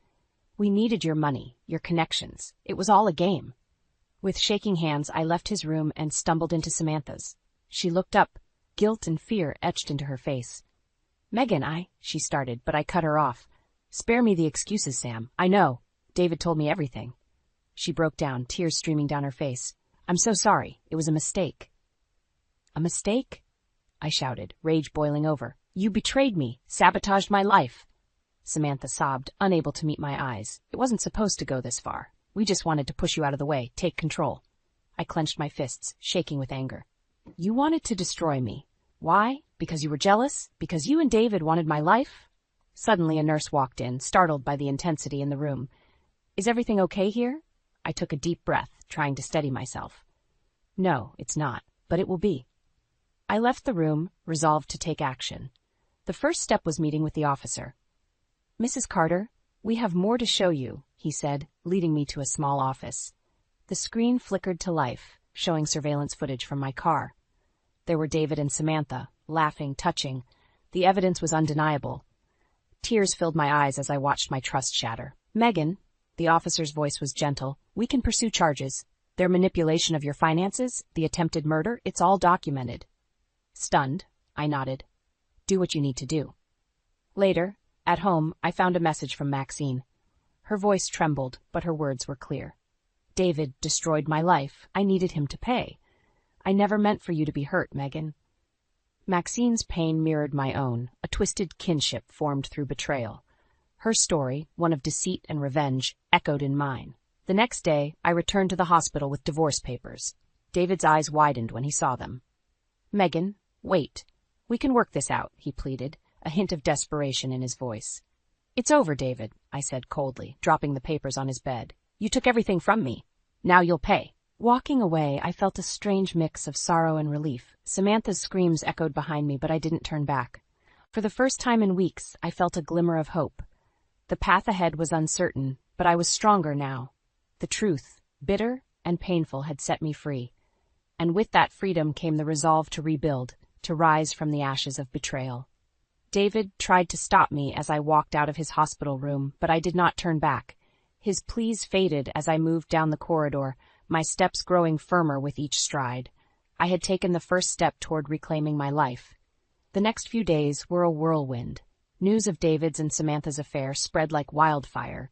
Friends, colleagues, and even family members reached out, shocked and judgmental. I let them talk, their words bouncing off my new armor. One afternoon, I walked into a cafe for a meeting with the police officer. The place was buzzing, but I felt a strange calm wash over me. "Mrs. Carter," the officer greeted with a nod. "We have finalized the charges against David and Samantha. They'll be facing a lengthy legal battle." "Good," I replied, my voice steady. "I want justice, not just for me, but for everyone they hurt." He slid a document across the table. "This outlines their financial manipulations and the evidence we've gathered. Their social standing is already in ruins." I scanned the paper, feeling a mix of satisfaction and sorrow. It was all there in black and white, every deceitful act laid bare. Leaving the cafe, I bumped into Maxine. Her face was a mask of regret. "Megan," she began softly, "I never meant for it to go this far. I just wanted David to feel the pain he caused me." I studied her, seeing the echoes of my own pain. "Maxine, you took extreme measures, but I understand why," I said, surprising myself with the empathy in my voice. "We both suffered because of him." She nodded, tears filling her eyes. "I'm sorry for everything." With a heavy heart, I walked away, my mind set on the next step. My journey was far from over. The legal proceedings against David and Samantha progressed quickly. Each court appearance was another blow to their fabricated lives. Their faces, once haughty and assured, now looked haunted. One morning, I stood outside the courthouse, clutching my mother's hand. June looked weary but resolute. "Megan, I'm so proud of you. You've been so strong." I smiled faintly. I had to be, for both of us. Inside, the courtroom buzzed with whispered conversations. When David and Samantha entered, all eyes turned to them. They looked diminished, mere shadows of their former selves. David's lawyer stood first. "Your Honor, my client pleads not guilty." The judge's gaze was stern. "The evidence is overwhelming. I hope you're prepared for the consequences of your actions." Samantha's lawyer followed suit, but her plea sounded even more hollow. Their downfall was inevitable and thoroughly deserved. After the hearings, I approached David. For the last time, I stared into the eyes of the man I had once loved. "This is the end, David. You've lost everything." His eyes flared with anger. "You think you've won, Megan? You're as foolish as ever." I shook my head, feeling nothing but pity. "No, David, I'm no longer your victim. Goodbye." Later, I visited Samantha in her care facility. She was a shell of her former self, her demanding nature now subdued by the cold reality of her situation. "Why, Samantha?" I asked. Tears streamed down her face. "I was jealous, insecure. David filled my head with lies. I betrayed you, and now I'm paying for it." I sighed deeply, the finality of her words sinking in. "You've caused so much pain, Sam, but I hope you find peace someday." Stepping outside, I felt a strange sense of release. The storm had passed, leaving me to pick up the pieces. I was scarred, but stronger. The world outside the courthouse was bright, filled with possibilities. As I walked away, I knew the journey ahead would be about healing and rediscovering myself, free from the shadows of betrayal. The future was mine to shape, and with each step, I embraced the promise of a new beginning. 2 years later, the hospital memories felt like a distant nightmare. Life had moved forward, carrying me with it. I stood in my office, stacks of paperwork before me, yet this time everything felt different. Lighter. A knock on the door interrupted my thoughts. "Hey, Megan, ready for lunch?" Henry's voice brought a smile to my face. Henry Thompson had walked into my life unexpectedly. We met at a professional event, his kind eyes and genuine smile a stark contrast to everything I had known before. "Yeah, let's go," I replied, grabbing my coat. As we walked to the cafe, Henry's hand gently brushed mine, a simple yet comforting gesture. During lunch, he looked at me with a mixture of pride and affection. "You've come so far, Megan. I'm amazed at your strength and grace." I smiled, feeling a warmth spread inside. I couldn't have done it without your support, Henry. Our relationship was built on trust and mutual respect, the very things I thought I'd never find again. It reflected my personal growth and newfound independence. Life had its challenges, but I faced them head-on, with Henry by my side. Returning to my apartment that evening, I marveled at how much had changed. The walls now displayed art that I loved, and the spaces reflected my tastes, my choices. June was there, having tea on the balcony. Her presence was a constant reminder of enduring love. "Hey, Mom," I greeted, sitting beside her. She smiled, her eyes filled with contentment. "Megan, I've watched you rebuild your life from the ground up. I couldn't be prouder." "Thanks, Mom. That means a lot." My voice was soft, filled with genuine emotion. We chatted about everything and nothing, enjoying the silence that spoke volumes. The turbulence of the past had given way to stillness and healing. Later that night, as I prepared for bed, a sense of peace enveloped me. The scars from the betrayal remained, but they no longer defined me. They were a testament to my resilience, a reminder of the strength I had discovered within myself. The next morning, Henry and I attended a community event. Children laughed, vendors sold crafts, and the air was filled with joy. We wandered through the stalls, soaking in the vibrant atmosphere. "Megan!" a voice called out. I turned to see an old friend. We exchanged pleasantries, and as the conversation flowed, I realized how far I had come. The community that once knew me through my shattered marriage now saw a woman reborn, thriving amidst newfound freedom. As the sun began to set, Henry and I sat on a park bench, watching the world go by. He turned to me, his expression serious but tender. "Megan, I know we've both been through a lot, but I want to build our future together. Will you?" Before he could finish, I placed a hand on his. "Yes, Henry, I want that too." His smile was radiant, and in that moment, I saw the future, bright and filled with possibility. The journey from betrayal to healing had been long, but it shaped me into someone stronger, wiser. The shadows of the past didn't disappear, but they faded, replaced by the light of new beginnings. Embracing Henry's hand, I felt a deep sense of gratitude. Life had offered me a second chance, and this time I wasn't looking back. The future, with all its promises, awaited, and I was ready to step into it, with hope and newfound courage leading the way. I stood frozen in the doorway of my sister Helen's opulent living room, my heart pounding as I took in the scene before me. Helen, her face twisted with disdain, gripped her daughter Emily's arm tightly. The little girl's eyes were wide with confusion and fear. "You're taking her. I can't have a sick daughter ruining my remarriage. Do you understand, Abby?" Helen hissed, shoving Emily towards me. I instinctively reached out to steady my niece, feeling her small frame trembling beneath my hands. "Helen, what are you talking about? You can't just—" "I can, and I am," Helen snapped, cutting me off. She strode across the room, her high heels clicking against the marble floor. "Joshua's coming to pick me up in an hour, and Emily needs to be gone before then." I gaped at my sister, struggling to process her words. "Joshua, your fiancé? Does he even know about Emily?" Helen's laugh was brittle. "Of course not. And he's not going to find out. That's where you come in, dear sister." Anger flared within me, hot and fierce. "You expect me to just take Emily and pretend she doesn't exist? She's your daughter, Helen. And now she's your problem," Helen retorted, turning away to examine her reflection in a gilded mirror. "I've already packed her things. They're by the door." I looked down at Emily, who hadn't uttered a word since I arrived. Her small face was pale, her eyes brimming with unshed tears.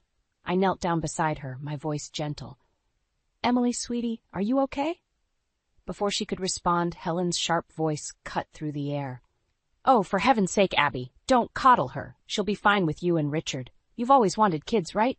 Well, here's your chance." The casual cruelty in Helen's tone made my blood boil. I stood up, squaring my shoulders. "You can't just abandon your child, Helen. This isn't like when we were kids and you dump your responsibilities on me. This is a human being, your daughter." Helen whirled around, her eyes flashing. "Don't you dare lecture me about parenting, Abby. You have no idea what it's been like dealing with her issues. I deserve a chance at happiness, and Joshua is my ticket out of this mess." I felt Emily press closer to my side, and I wrapped an arm protectively around her shoulders. "And what about Emily's happiness? Have you even considered that?" She'll be happier with you, Helen said dismissively. Now, if you don't mind, I need to finish getting ready. Joshua will be here soon. As Helen turned back to the mirror, I made a split-second decision. Fine, we're leaving. But this isn't over, Helen. I gently guided Emily towards the door, pausing only to grab the small suitcase that held her belongings. As we stepped out into the warm afternoon sun, I heard Helen call out behind us. Oh, and Abby, don't even think about trying to contact me. As far as I'm concerned, this chapter of my life is closed. The door slammed shut, the sound echoing in the quiet suburban street. I looked down at Emily, who was clutching my hand tightly. It's okay, sweetheart, I murmured, trying to keep my voice steady. You're going to come stay with me and Uncle Richard for a while. Is that all right? Emily nodded silently, her eyes still wide with shock. As we walked to my car, my mind raced. How was I going to explain this to Richard? How could we possibly care for a child, especially one with health issues we knew nothing about? I helped Emily into the back seat, making sure she was securely buckled in. As I slid behind the wheel, my phone buzzed with an incoming call. Richard's name flashed on the screen. Taking a deep breath, I answered. Hey, honey. Listen, we need to talk. Something's happened and, well, we're about to have a house guest. A long-term one. As I started the car and pulled away from Helen's house, I caught sight of Emily in the rearview mirror. Her small face was turned towards the window, a single tear rolling down her cheek. In that moment, I made a silent vow. No matter what it took, I would protect this child and give her the love and stability she deserved, even if it meant going to war with my own sister. I paced the living room, my eyes darting between Emily, who sat quietly on the couch, and Richard, whose face was a mix of shock and concern. If you're leaving her with us, we won't just babysit. We'll adopt her and make her part of our family, I said, my voice firm despite the tremor in my hands. Richard nodded, his eyes softening as he looked at Emily. Of course, Abby. We're in this together. Relief washed over me, but it was short-lived. A sharp knock at the door made us all jump. I exchanged a worried glance with Richard before going to answer it. My mother, Dolores, stood on the porch, her face tight with anger. Abigail Tucker, what in God's name is going on? Helen just called me in hysterics. I ushered her inside, my stomach knotting. Mom, I can explain. But Dolores had already spotted Emily. Her eyes widened, then narrowed. So it's true. You've stolen Helen's daughter. Stolen, I sputtered.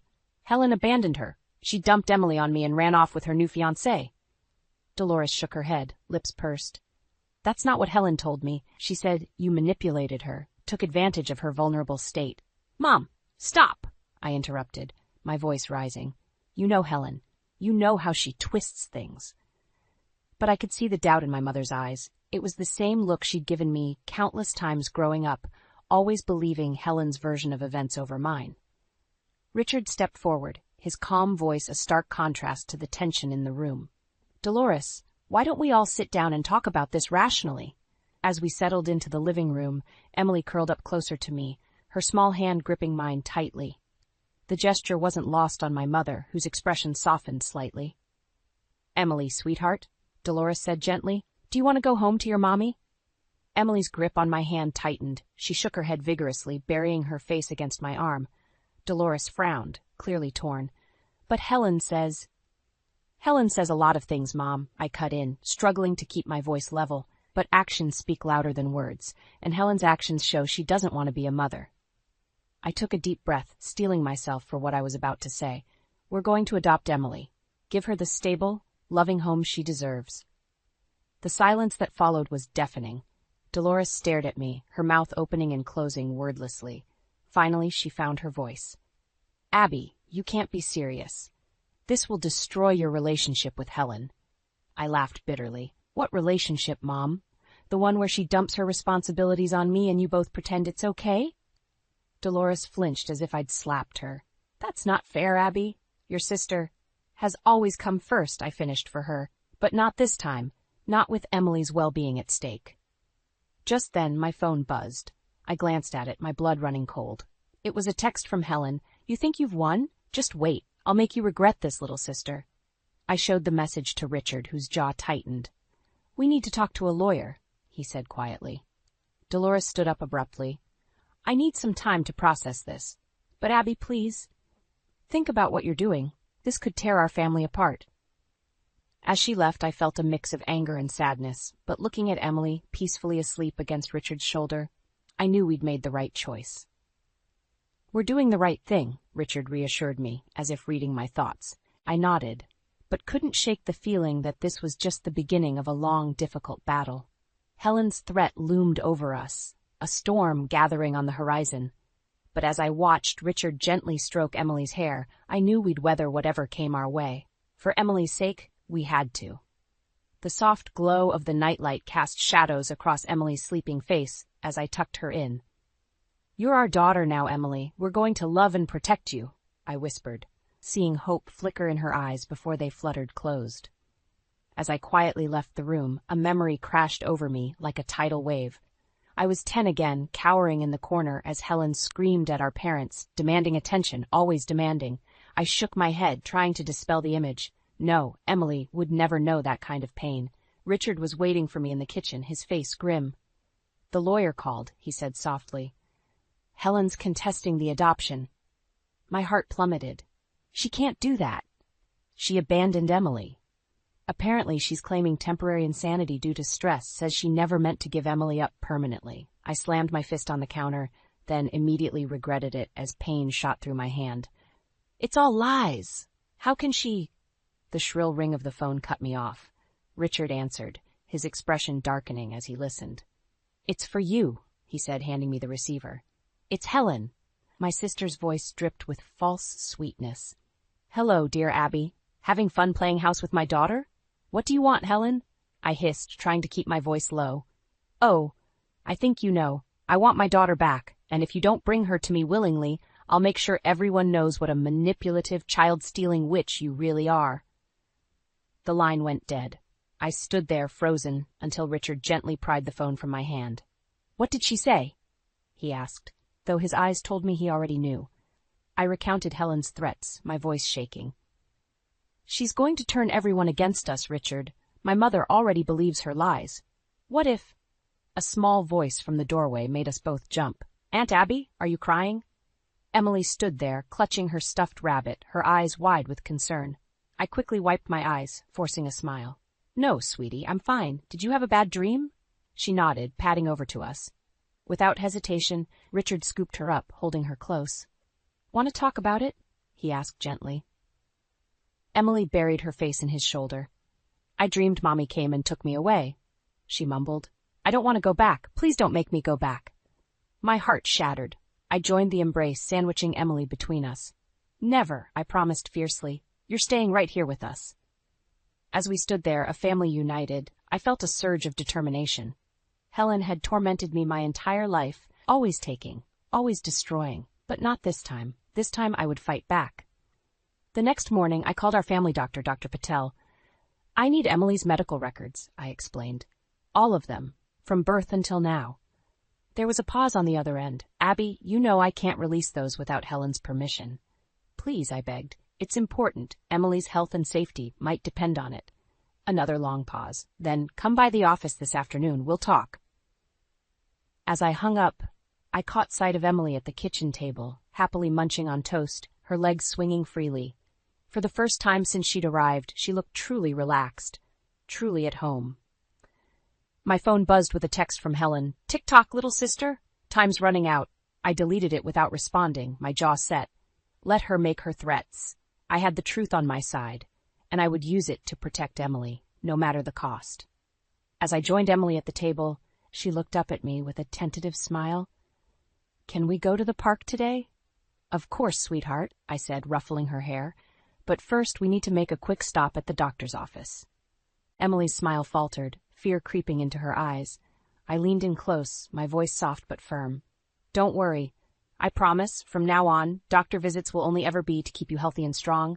No more tests, no more pain, okay?" She nodded slowly, trust replacing the fear. As we finished breakfast, I steeled myself for the battle ahead. Helen might think she held all the cards, but she had no idea what I was willing to do to keep Emily safe. The war for Emily's future had begun, and I intended to win.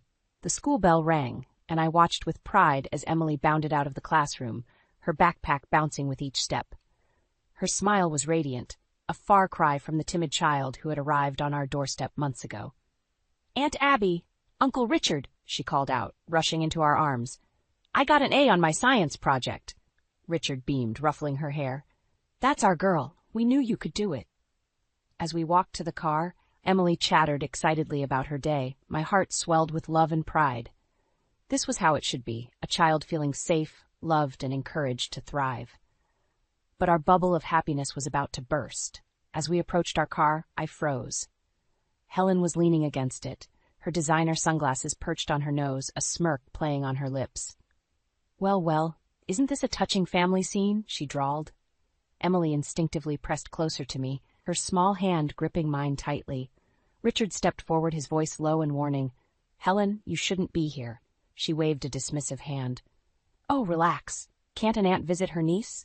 Her gaze zeroed in on Emily. "Hello, darling. Mommy's missed you so much." Emily's grip on my hand tightened. I could feel her trembling. Anger surged through me, hot and fierce. "Helen, leave, now," I hissed. "You're scaring Emily." Helen's smirk widened. "Am I? Or are you just afraid she'll remember who her real mother is?" She took a step closer, and I instinctively moved Emily behind me. "Your real family is right here, Emily," Richard said firmly, placing a protective hand on her shoulder. "Don't let anyone make you feel otherwise." Helen's eyes flashed dangerously. "Oh, that's rich. You think you can just play house and erase me? I have news for you, dear sister. My fiancé, Joshua, he's not just wealthy, he's influential, and he's going to help me get my daughter back." My blood ran cold. "What are you talking about?" She leaned in, her voice a venomous whisper. "Let's just say some people owe him favors, people who can make your little adoption dream disappear." I felt like I'd been punched in the gut. But before I could respond, Emily's small voice piped up. "I don't want to go with you. I want to stay with Aunt Abby and Uncle Richard." Helen's face contorted with rage. "You ungrateful little—" "That's enough." Richard's voice boomed, startling us all. "Helen, leave now, or we're calling the police." For a moment, I thought she might lash out. But then she straightened, smoothing her designer dress. "This isn't over," she spat, before stalking away. The drive home was silent, the weight of Helen's threats hanging over us. As soon as we arrived, I called our lawyer, relaying Helen's words with shaking hands. "This is serious, Abby," he said gravely. "If she's got connections, this could get ugly. We need to be prepared for a fight." After I hung up, I found Richard and Emily in the living room.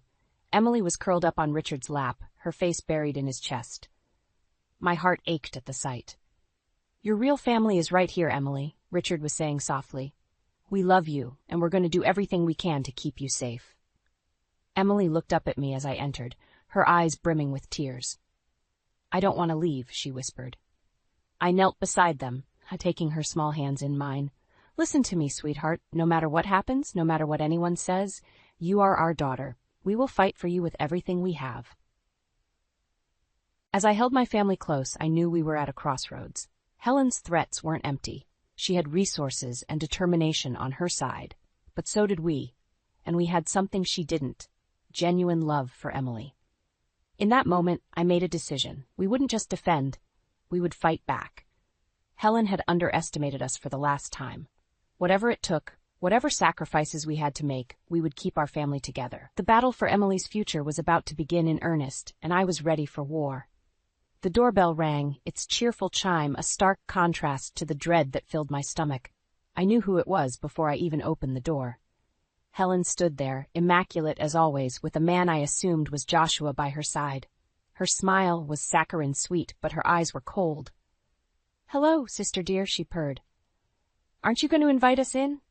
I wanted to slam the door in her face, but I knew that would only make things worse. Reluctantly, I stepped aside. As they entered, I caught sight of Emily peeking around the corner. Her eyes widened with fear, and I gave her a reassuring nod. "Emily, sweetheart, why don't you go help Uncle Richard in the garden?" Helen's eyes narrowed. "No, I think Emily should stay. After all, this concerns her." I felt my anger rising. "Stay away from her, Helen. You lost the right to call yourself her mother when you abandoned her," I said, firmly standing my ground. Joshua cleared his throat. "Mrs. Tucker, I understand this is a delicate situation, but surely you can see that Emily belongs with her mother." "Her mother?" I scoffed. The woman who dumped her on our doorstep because she was an inconvenience? Helen's face contorted with rage. How dare you? I was going through a difficult time. You have no idea what it's like.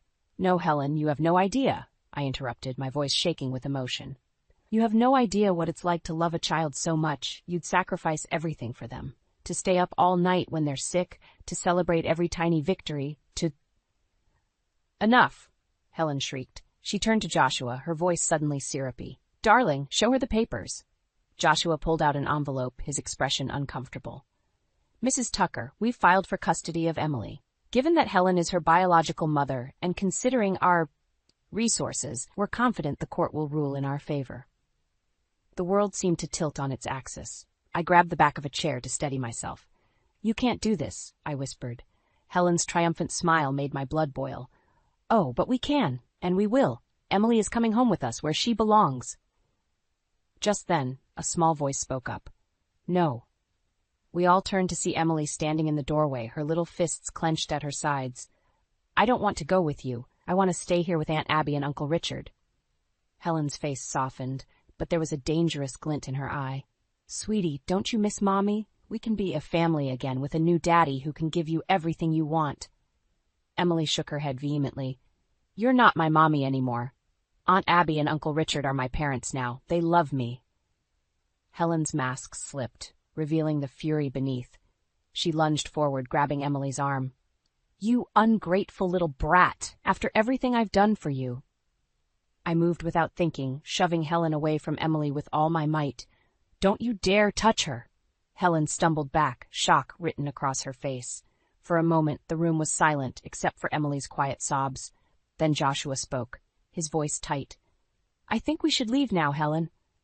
As they headed for the door, Helen turned back, her eyes blazing. This isn't over, Abby. I'll see you in court. The door slammed behind them, and I sank to my knees, pulling Emily into a tight embrace. It's okay, sweetheart. It's okay. We're not going to let them take you away. As I held her, I caught Richard's eye over her head. His face was grim, but determined. We both knew what this meant. The real battle was just beginning. Later that night, after Emily was asleep, Richard and I sat at the kitchen table, surrounded by legal documents and adoption papers. We can't let them win, I said, my voice hoarse from crying. We can't lose her, Richard. He reached across the table, squeezing my hand. We won't. Whatever it takes, whatever we have to do, we're going to fight for our daughter. In that moment, I made a decision.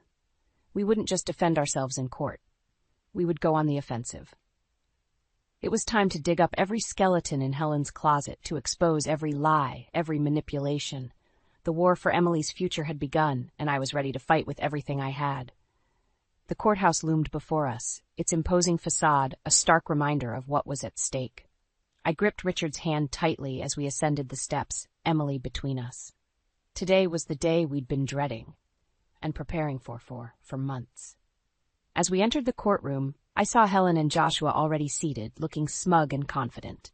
Helen caught my eye and smirked. My blood boiled, but I forced myself to remain calm.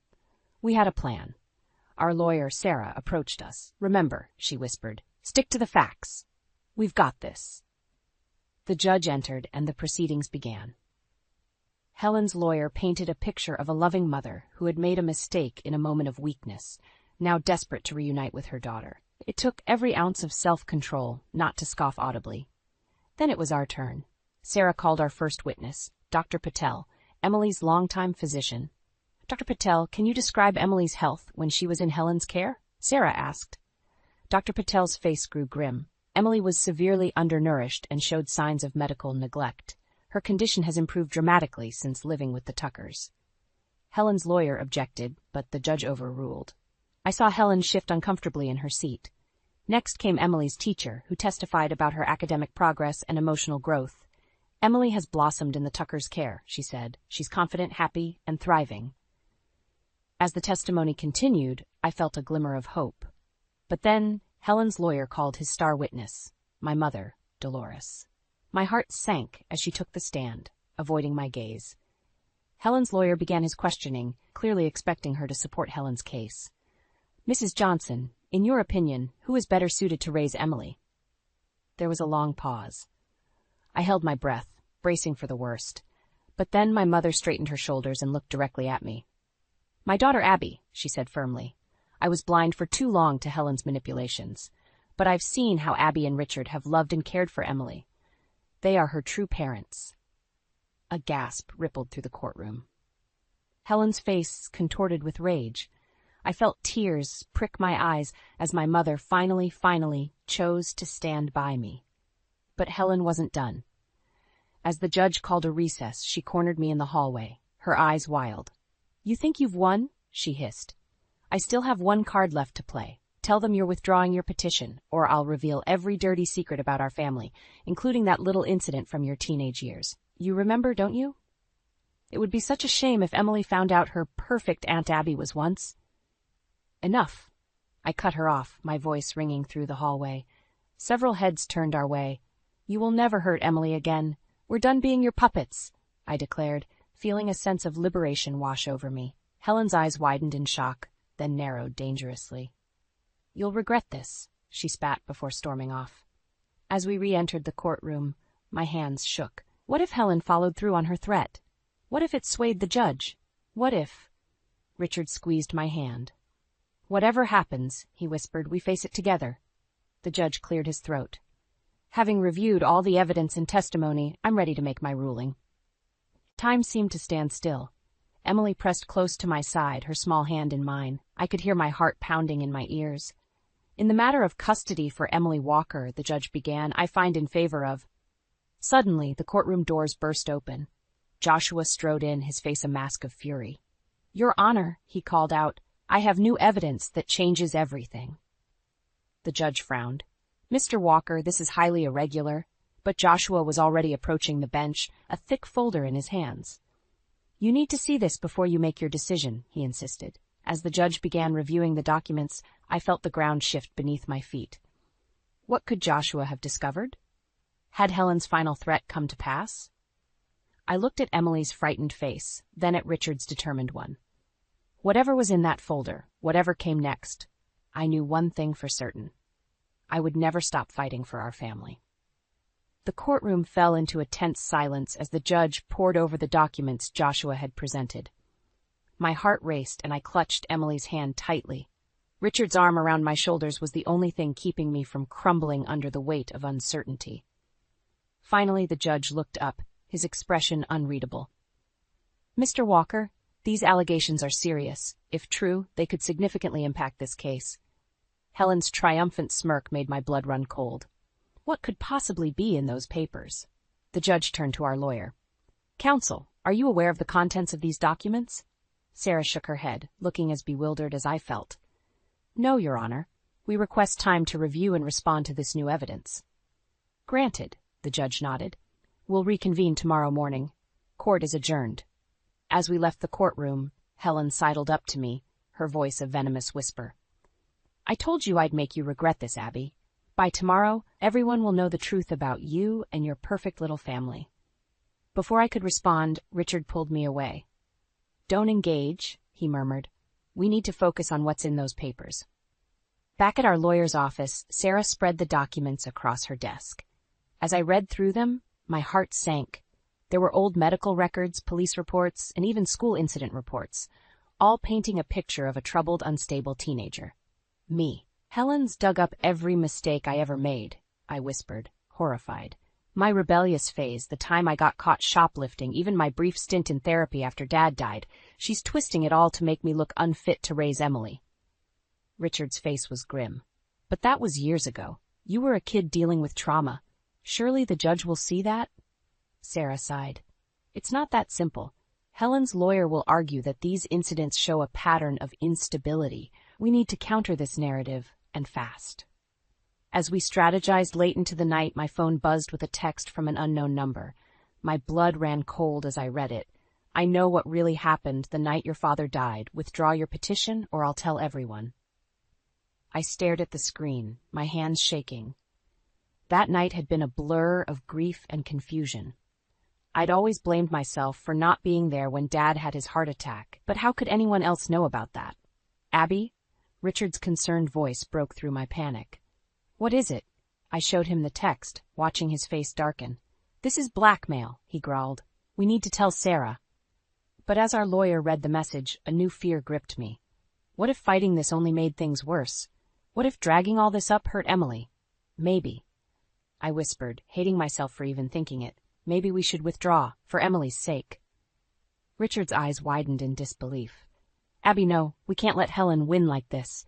Emily belongs with us. But at what cost? I cried, tears streaming down my face.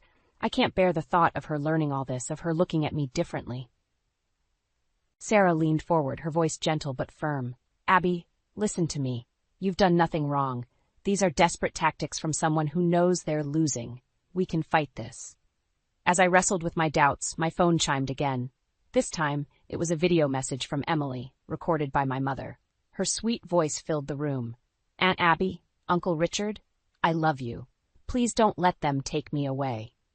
In that moment, something inside me hardened. I thought of all we'd been through, of the family we'd built. Helen had taken so much from me over the years, but she wouldn't take this. I looked up at Richard and Sarah, my resolve strengthening. Okay, I said, wiping away my tears. What's our next move? As we huddled together, planning our counterattack, I knew tomorrow would be the fight of our lives. But looking at Emily's smiling face on my phone, I was ready for battle. This is our family now, I thought fiercely. We build our future together, no matter what. 12 years had passed since that fateful day in the courtroom. As I watched Emily, now a poised young woman of 18, adjust her graduation cap, I marveled at how far we'd come. Mom, Dad, hurry up, she called, her eyes sparkling with excitement. We're going to be late for the ceremony. Richard appeared beside me, grinning proudly. Our little girl off to college. Can you believe it? I shook my head, overwhelmed by a rush of memories. The bitter custody battle, Helen's desperate attempts to discredit us, the agonizing wait for the judge's final decision. In the end, the truth had prevailed. Helen's manipulations had backfired spectacularly, exposing her own neglect and deceit. The judge had not only granted us full custody, but had also praised our dedication to Emily's well-being. As we drove to the high school, I couldn't help but think of Helen. Last we'd heard, she was living alone in a small apartment, her dreams of a luxurious life with Joshua shattered. Part of me felt a twinge of pity, but it was overshadowed by the joy of the life we'd built. The graduation ceremony was a blur of emotions. As Emily's name was called, we cheered loudly, our hearts bursting with pride. Mayor Robert Evans, who had become a mentor to Emily over the years, presented her with a special community service award. I caught sight of my mother, Dolores, wiping away tears in the audience. After the ceremony, as we gathered for photos, Emily suddenly grew quiet. Mom, Dad, she said softly, there's someone I invited today. I hope that's okay. I followed her gaze and felt my breath catch. Helen stood at the edge of the crowd, looking older and somehow smaller than I remembered. For a moment I was transported back to all the pain and anger of the past. But then I saw the uncertainty in Helen's eyes, the way she hesitated to approach. Emily squeezed my hand. She reached out a few months ago. We've been talking. I think she's changed. I looked at Richard, seeing my own mix of emotions reflected in his eyes.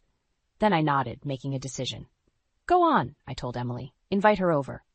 As Helen cautiously joined our group, the years of resentment and hurt seemed to melt away. She looked at Emily with a mixture of pride and regret. Congratulations, she said softly. You've grown into an amazing young woman. Emily smiled, then did something that surprised us all. She hugged Helen. Thank you for coming, she said, and thank you for giving me the chance to have the best parents I could have asked for. Helen's eyes filled with tears as she looked at Richard and me. Abby, Richard, I'm so sorry for everything. You gave Emily the life I couldn't. Thank you for loving her when I didn't know how. In that moment, I felt a weight I hadn't even realized I was carrying lift from my shoulders. We're family, I said simply. All of us.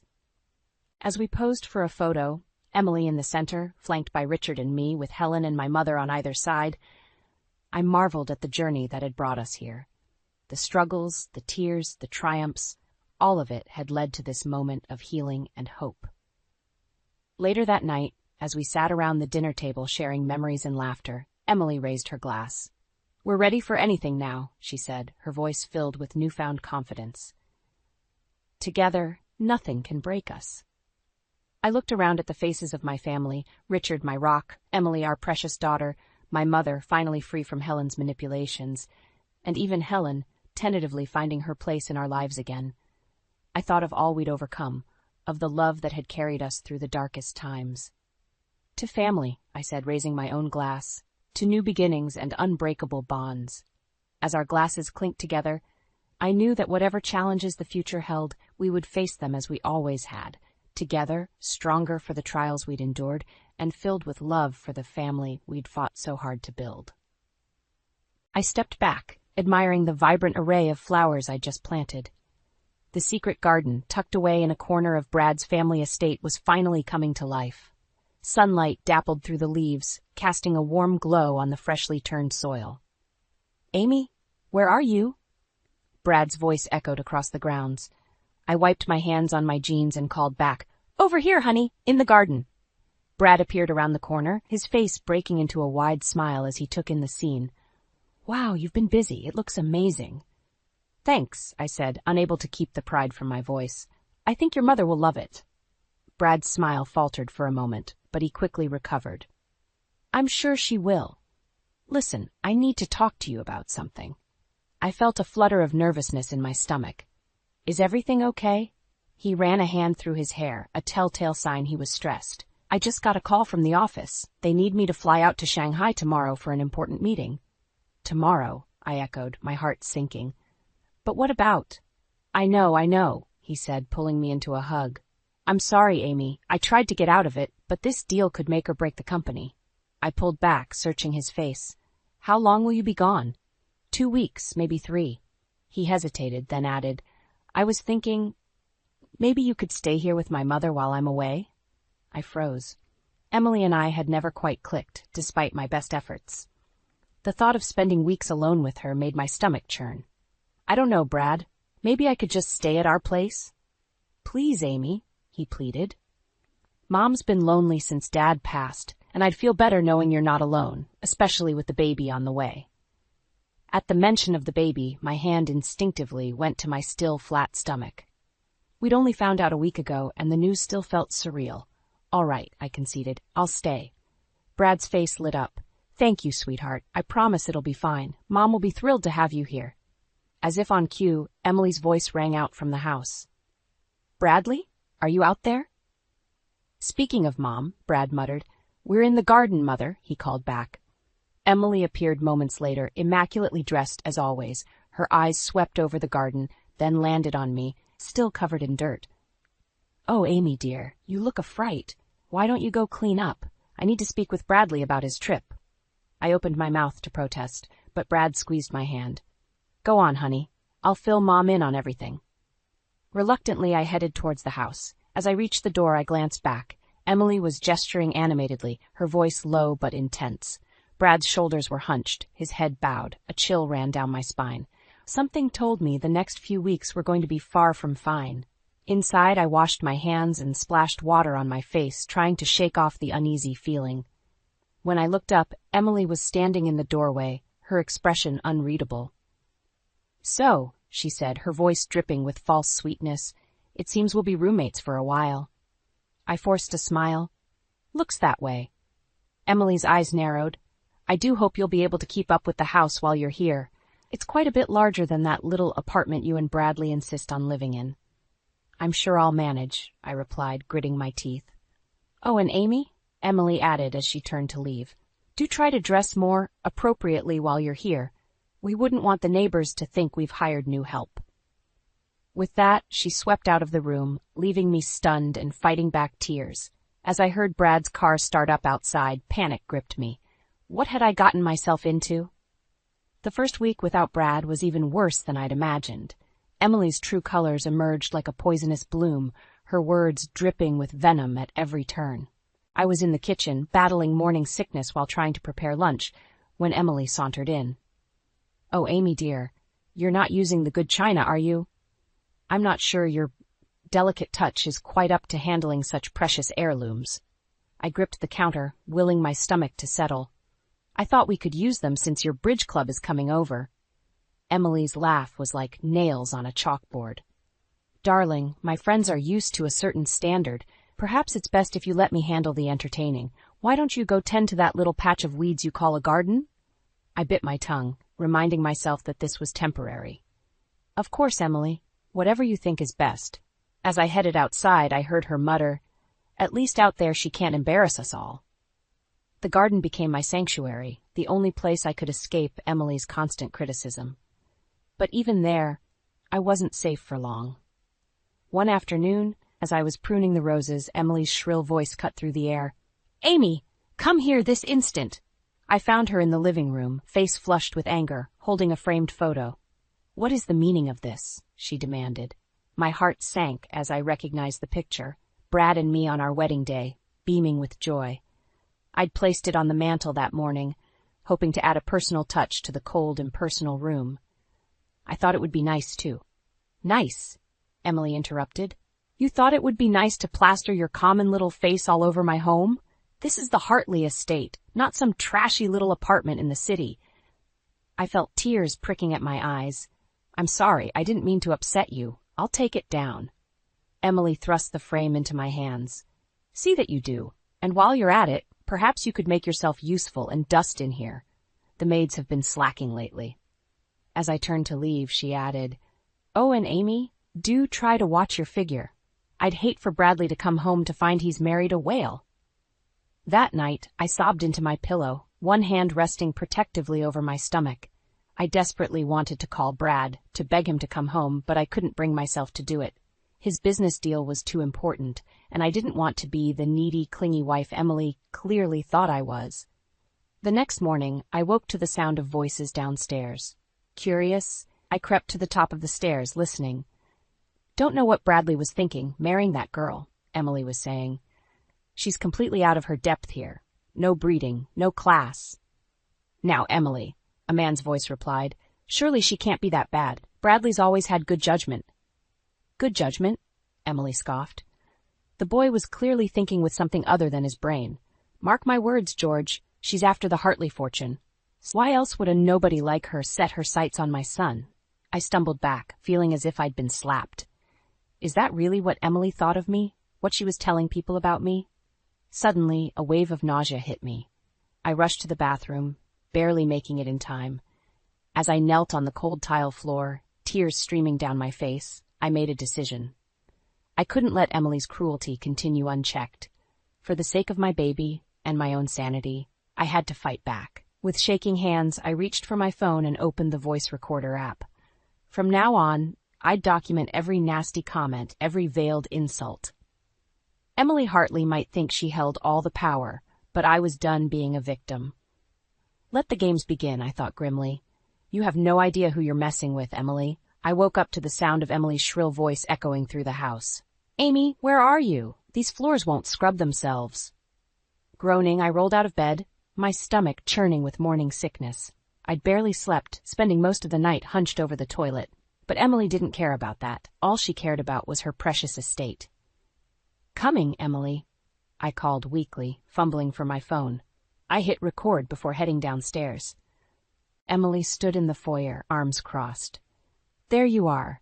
I hope you're not planning to laze about all day. We have guests coming this evening, and this place is a disgrace." I looked around the spotless room, confused. "I cleaned yesterday. What needs?" "Everything," Emily snapped. "The floors need scrubbing, the silver needs polishing, and for heaven's sake, do something about that rat's nest you call hair. You're representing the Hartley family now, though God knows why Bradley chose you." I bit my lip, fighting back tears. "I'll get started right away." "See that you do," Emily said, turning on her heel. "Oh, and Amy? Be a dear and run to the market. We're out of caviar, and you know how particular my friends are." I spent the next few hours scrubbing floors, polishing silver, and battling waves of nausea. By the time I finished, I was exhausted and starving. I hadn't had a chance to eat all day. As I was heading to the kitchen, Emily intercepted me. "Where do you think you're going?" "I was just going to make a sandwich." "Nonsense," Emily cut me off. "You need to start on dinner. I've invited the Johnsons and the Petersons. I expect a 4-course meal, and none of that pedestrian fare you usually serve." My stomach growled loudly. Emily's eyes narrowed. "Really, Amy, a lady never lets her base urges show. No wonder you've already gained so much weight." I felt my cheeks burn with humiliation. I haven't eaten all day, Emily. The baby. Oh, spare me, Emily rolled her eyes. When I was pregnant with Bradley, I hardly gained an ounce, but then I come from good stock. Now get to work, and do try not to ruin dinner with your morning sickness. It's so common. Hours later, I was plating the final course when the doorbell rang. Emily swept past me, pausing only to hiss, "Remember, you're the help tonight. Stay in the kitchen where you belong." I nodded mutely, too tired to argue. As I listened to Emily greeting her guests, my phone buzzed. It was a text from Brad. "Hey, sweetheart, how are things? Mom taking good care of you?" I stared at the screen, tears welling up. How could I tell him the truth, that his mother was slowly crushing my spirit, that I was afraid for our baby? Before I could respond, Emily's voice rang out. "Amy, where's that dessert?" Wiping my eyes, I grabbed the tray and headed to the dining room. As I entered, I overheard Emily speaking in a low voice. "Such a shame. Bradley could have done so much better. But what can you do when a gold digger sinks her claws in?" The tray slipped from my hands, crashing to the floor. Silence fell as all eyes turned to me. I'm so sorry," I stammered, dropping to my knees to clean up the mess. Emily's face was a mask of fake concern. "Oh, Amy dear, how clumsy of you. Perhaps you should lie down. You're looking rather unwell." As I fled the room, I heard Emily's saccharine voice. "Poor thing. She's just not cut out for this life, I'm afraid. Now who wants coffee?" Back in my room, I collapsed on the bed, sobs racking my body. I couldn't take much more of this. Something had to change. My hand drifted to my stomach, and suddenly a fierce determination washed over me. I might not be able to stand up for myself, but I would fight tooth and nail for my baby. Grabbing my phone, I hit play on the latest recording. Emily's cruel words filled the air, and I knew what I had to do. It was time to build my case. Emily Hartley was about to learn that this gold digger had teeth of her own. The day of Emily's grand luncheon arrived, and I was a nervous wreck. My morning sickness had been particularly brutal, but I knew Emily wouldn't accept that as an excuse. I'd barely finished setting the table when the doorbell chimed. "Amy," Emily's voice rang out. "Don't just stand there gawking. Answer the door." I smoothed down my dress, the nicest one I owned, though Emily had sniffed disapprovingly when she saw it, and opened the door. A group of impeccably dressed women swept past me, air-kissing Emily and exclaiming over the decor. "Ladies, you remember my son's wife, Amy," Emily said, her tone making it clear what she thought of that fact. I forced a smile, trying to ignore the scrutinizing gazes. One woman, however, looked at me with genuine warmth. She was older than the others, with kind eyes and an elegant demeanor. "Amy, dear," she said, extending her hand. "I'm Carol. It's lovely to meet you at last."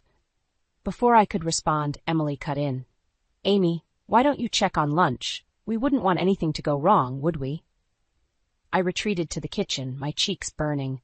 As I busied myself with the final preparations, I could hear snippets of conversation from the dining room. "Really, Emily, she seems like a lovely girl." "You don't know the half of it, Carol. The way she's changed Bradley." I gripped the counter, fighting back tears. Just then, the kitchen door swung open, and Carol entered. "Need a hand, dear?" she asked, her eyes taking in my distress. "Oh, no, I couldn't ask you to." "Nonsense," Carol said firmly. "I insist. Now what can I do?" As we worked side by side, Carol chatted easily about her garden, her grandchildren, anything but the tension-filled luncheon beyond the kitchen door. For the first time in weeks, I felt myself relaxing. "You know," Carol said casually, "I knew your parents years ago." I nearly dropped the platter I was holding. "You did," Carol nodded.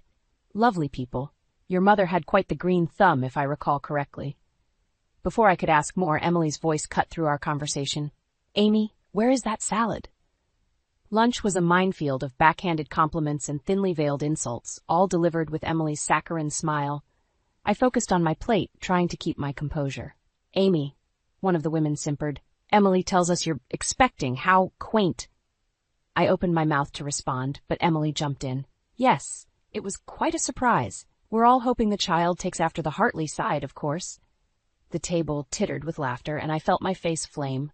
Suddenly, Carol's voice cut through the chatter. "I think it's wonderful," she said firmly.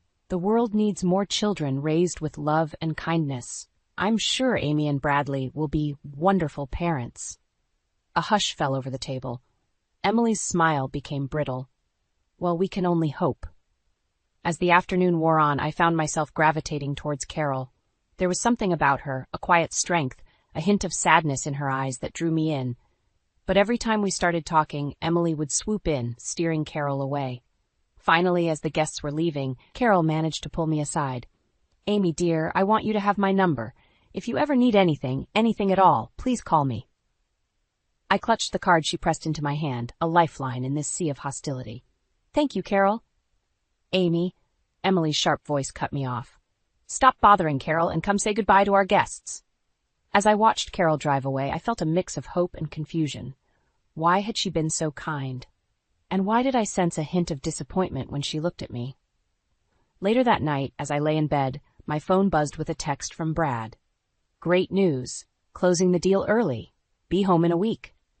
I stared at the screen, a war of emotions raging inside me. Relief at Brad's imminent return battled with fear of what Emily might do in this final week. One thing was clear. I needed to make a decision. Would I continue to endure in silence? Or would I finally stand up to Emily? With a deep breath, I reached for my phone and pulled up Carol's number. It was time to take control of my own story. I woke up feeling dizzy and nauseous, my pregnancy symptoms hitting me full force. Despite my discomfort, I dragged myself out of bed, knowing Emily wouldn't tolerate any laziness. As I made my way downstairs, I overheard Emily on the phone. "Yes, Carol, I'd love for you to stop by this afternoon. There's something I need to discuss with you." My heart raced. Carol was coming? I hadn't spoken to her since the luncheon, but her kindness had been a beacon of hope in this nightmare. Emily hung up and turned, her eyes narrowing when she saw me. "Eavesdropping, Amy? How uncouth. Since you're up, make yourself useful and clean the conservatory. It's filthy." I bit back a retort and headed to the conservatory. Hours passed as I scrubbed and polished, my back aching and stomach churning. Finally, unable to bear it any longer, I sank onto a chaise lounge, closing my eyes for just a moment. "Amy?" I jolted awake to find Emily looming over me, her face twisted with rage. "You lazy, good-for-nothing girl. I give you one simple task, and I find you napping like some pampered princess." "I'm sorry, Emily," I stammered, struggling to my feet. "I just felt a bit faint." "Faint?" Emily scoffed. "In my day, women didn't use pregnancy as an excuse to shirk their duties. But then, I suppose I shouldn't expect better from someone of your background." Tears stung my eyes as Emily continued her tirade. "I knew from the moment Bradley brought you home that you were nothing but a gold digger. What did you do? Get yourself pregnant to trap him? Well, let me tell you something. You little—" "Emily!" We both whirled to see Carol standing in the doorway, her face pale with shock. Emily's demeanor changed instantly. "Carol, darling, I didn't hear you come in. Amy and I were just having a little chat about her responsibilities." Carol's eyes flicked between us, settling on me with concern. "Amy, dear, you look unwell. Why don't you sit down?" Before I could move, Emily interjected. "Nonsense, she's fine. Amy, go make some tea for our guest." As I turned to leave, a wave of dizziness washed over me. I stumbled, my vision blurring. "Amy?" Carol's voice seemed far away. I felt hands catching me as I fell, then everything went black. I came to on the chaise lounge, Carol's worried face hovering above me. "There you are, dear. How are you feeling?" I'm okay," I mumbled, trying to sit up. Emily's voice cut through the fog. "Really, Amy, such dramatics. I'm sure Carol didn't come here to witness your theatrics." Carol's eyes flashed. "Actually, Emily, I think it's time we had a frank discussion about how you're treating your daughter-in-law." Emily's face paled. "I'm sure I don't know what you mean. Amy is simply—" "I heard you, Emily," Carol said firmly. "Every word, and I'm appalled." As the two women faced off, I felt a surge of strength. This was my chance. "Emily," I said, my voice steadier than I felt, "I've been documenting everything, the insults, the unreasonable demands, all of it. If you don't change your behavior, I'll have no choice but to show Brad the truth when he returns." Emily's jaw dropped. "You wouldn't dare." "I would," I replied, meeting her gaze. "This isn't just about me anymore. I have to protect my child from your toxicity." A tense silence fell. Then, to my shock, Emily burst into tears. "You don't understand," she sobbed. "Bradley is all I have left. I can't lose him." As Carol comforted the suddenly vulnerable Emily, I sat back, stunned. Was this genuine emotion or another manipulation? Looking at Carol's sympathetic face, I realized I had a decision to make. Did I use this moment of weakness to strike back at Emily, or was there a chance for reconciliation? My hand drifted to my stomach, and I knew what I had to do. For the sake of my child, I needed to break this cycle of hurt. But how? With a deep breath, I stood up. It was time to take control of this situation, once and for all. The tension in the room was palpable as Emily's sobs subsided into hiccups. Carol patted her back gently, but her eyes were fixed on me, a mixture of sympathy and determination in her gaze. "Amy," Carol said softly, "there's something you need to know." I braced myself, unsure of what was coming next. Carol took a deep breath. "I knew your parents, as I mentioned before, but it wasn't just a casual acquaintance. Your mother? She was my best friend." The room seemed to tilt. "What? But how? Why didn't you say anything before?" "I wanted to, believe me," Carol replied, her eyes misting, "but I made a promise years ago to your mother. She asked me to watch over you, but to let you make your own way in the world." Emily's head snapped up, her tear-stained face twisted with confusion. "What are you talking about, Carol?" Carol squared her shoulders. "Emily, it's time for the truth to come out. Amy isn't some gold digger you can bully and demean. Her parents were respected members of this community before they passed. In fact, Amy's mother saved your husband's life once. I felt like I was in a dream." "What? How?" "Your mother was a brilliant botanist," Carol explained. "When Emily's husband fell ill with a rare condition, it was your mother who developed the treatment that saved him. But she never wanted recognition. She only cared about helping people." Emily's face had gone pale. That's impossible. I would have known." "Would you?" Carol asked sharply. "Or were you too caught up in your own world to notice the kindness of others?" I sank into a chair, my mind reeling. All this time, I'd been enduring Emily's abuse, thinking I had no connection to this world.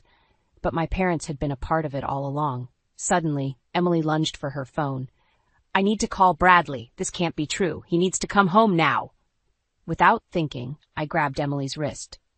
"No! You don't get to control this narrative anymore." Emily's eyes widened in shock at my defiance. "How dare you?"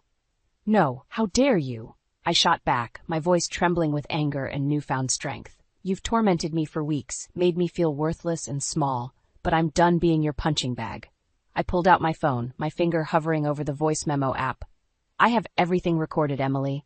Every insult, every cruel comment. Do you really want Brad to hear how you've treated his wife and unborn child?" Emily's face crumpled. "You wouldn't." "I don't want to," I said, softening my tone. "But I will if I have to. This has to stop, Emily. Not just for me, but for all of us, including you." Carol stepped between us. "Ladies, please, this isn't the way to resolve things. Emily, you need to understand the pain you've caused. And Amy, revenge won't heal those wounds." I took a deep breath, trying to calm my racing heart. "You're right, Carol. But what do we do now?" Before anyone could answer, my phone buzzed. It was Brad.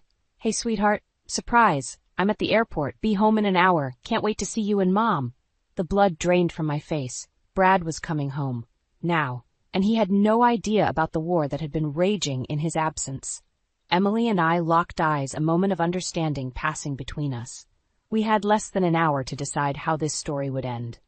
"Well," Carol said, her voice steady, "it seems we have a choice to make. Do we continue this cycle of hurt, or do we find a way to heal?" I looked down at my phone, then at Emily's tear-stained face, and finally at my still flat stomach where my child was growing. In that moment, I realized that the next move I made would shape not just my future, but the future of my family for generations to come. With a deep breath, I made my decision. Let's talk. The sound of Brad's key in the lock sent my heart racing. Emily, Carol, and I exchanged panicked glances. We'd spent the last hour in tense discussion, but nothing was resolved. "Hello? Anyone home?" Brad's cheerful voice echoed through the foyer. Emily straightened her hair, plastering on a smile. "In here, darling." Brad appeared in the doorway, his face lighting up when he saw me. "Amy, God, I've missed you." He swept me into a hug, then froze, noticing the tension in the room. "What's going on?" I opened my mouth, but no words came out. How could I possibly explain everything? Emily jumped in. "Bradley, dear, we were just having a little chat, nothing to worry about." Brad's eyes narrowed. "Mom, what have you done?" The accusation in his voice surprised me. Maybe he wasn't as oblivious as I'd thought. I haven't done anything, Emily protested, but her voice wavered. Actually, Emily, Carol interjected gently, I think it's time for honesty. Brad looked between us, confusion etched on his face. Will someone please tell me what's happening? I took a deep breath. It was now or never. Brad, your mother has been unkind to me while you were gone. Unkind? Emily scoffed. Don't be so dramatic, Amy. Something inside me snapped. Dramatic, you've belittled me, insulted my family, worked me to exhaustion despite my pregnancy, and made me feel worthless in my own home. Brad's face darkened. Mom, is this true? Emily's mask crumbled. I was just trying to protect you, Bradley. She's not good enough for you. Not good enough? Carol's voice rang out. Emily, do you even know who Amy is, who her parents were? As Carol revealed the truth about my parents, Brad's expression cycled through shock, anger, and finally deep hurt. You knew? He asked his mother. You knew about Amy's parents and still treated her this way? Emily's shoulders sagged. I didn't want to lose you, Bradley. You're all I have left. So you tried to drive away the woman I love, the mother of my child? Brad's voice cracked with emotion. I felt a surge of love for him, mixed with a fierce determination. Brad, there's more. I pulled out my phone, my finger hovering over the recordings. I've documented everything. Emily's eyes widened in panic. Amy, please? For a moment I was tempted. One button and Emily would face the consequences of her actions. But as I looked at Brad's anguished face, I realized the truth would hurt him as much as it would punish Emily. With a shaky breath, I deleted the recordings. No more secrets, no more manipulation. If we're going to be a family, we need to start fresh. Brad squeezed my hand, gratitude shining in his eyes. Amy's right, Mom, I love you, but this has to stop. You need to accept Amy, or what? Emily whispered. Or you'll lose us both, Brad said firmly. The room fell silent. Emily's face crumpled, tears streaming down her cheeks. I'm sorry, she sobbed. I'm so sorry. Please don't leave me. As I watched Emily break down, I felt my anger begin to dissipate. In its place, a surprising emotion emerged, compassion. This woman, who had tormented me for weeks, was suddenly human, flawed, afraid, and desperately lonely. I knelt beside Emily, taking her hand. We're not leaving you, Emily, but things have to change. Emily nodded, squeezing my hand. I'll do better, I promise. As Brad joined us, wrapping us both in a hug, I felt a glimmer of hope. It wouldn't be easy, but maybe, just maybe, we could build a real family. Carol watched us with tears in her eyes. Your parents would be so proud of you, Amy. She whispered. In that moment, surrounded by the tangled threads of past and present, I realized that this wasn't an ending, it was a beginning. Messy, complicated, but full of possibility. The real challenge was just starting. Could we truly heal the wounds of the past and create a future together? As I felt my baby kick for the first time, I knew one thing for certain. I was ready to try. 6 months had passed since that fateful confrontation, and I found myself back in the secret garden, my swollen belly a testament to the new life growing within me. The air was thick with the scent of blooming flowers, a stark contrast to the tension that had permeated the house for so long. Amy? Emily's voice called out, hesitant and soft, so different from the sharp tones that had once cut me to the core.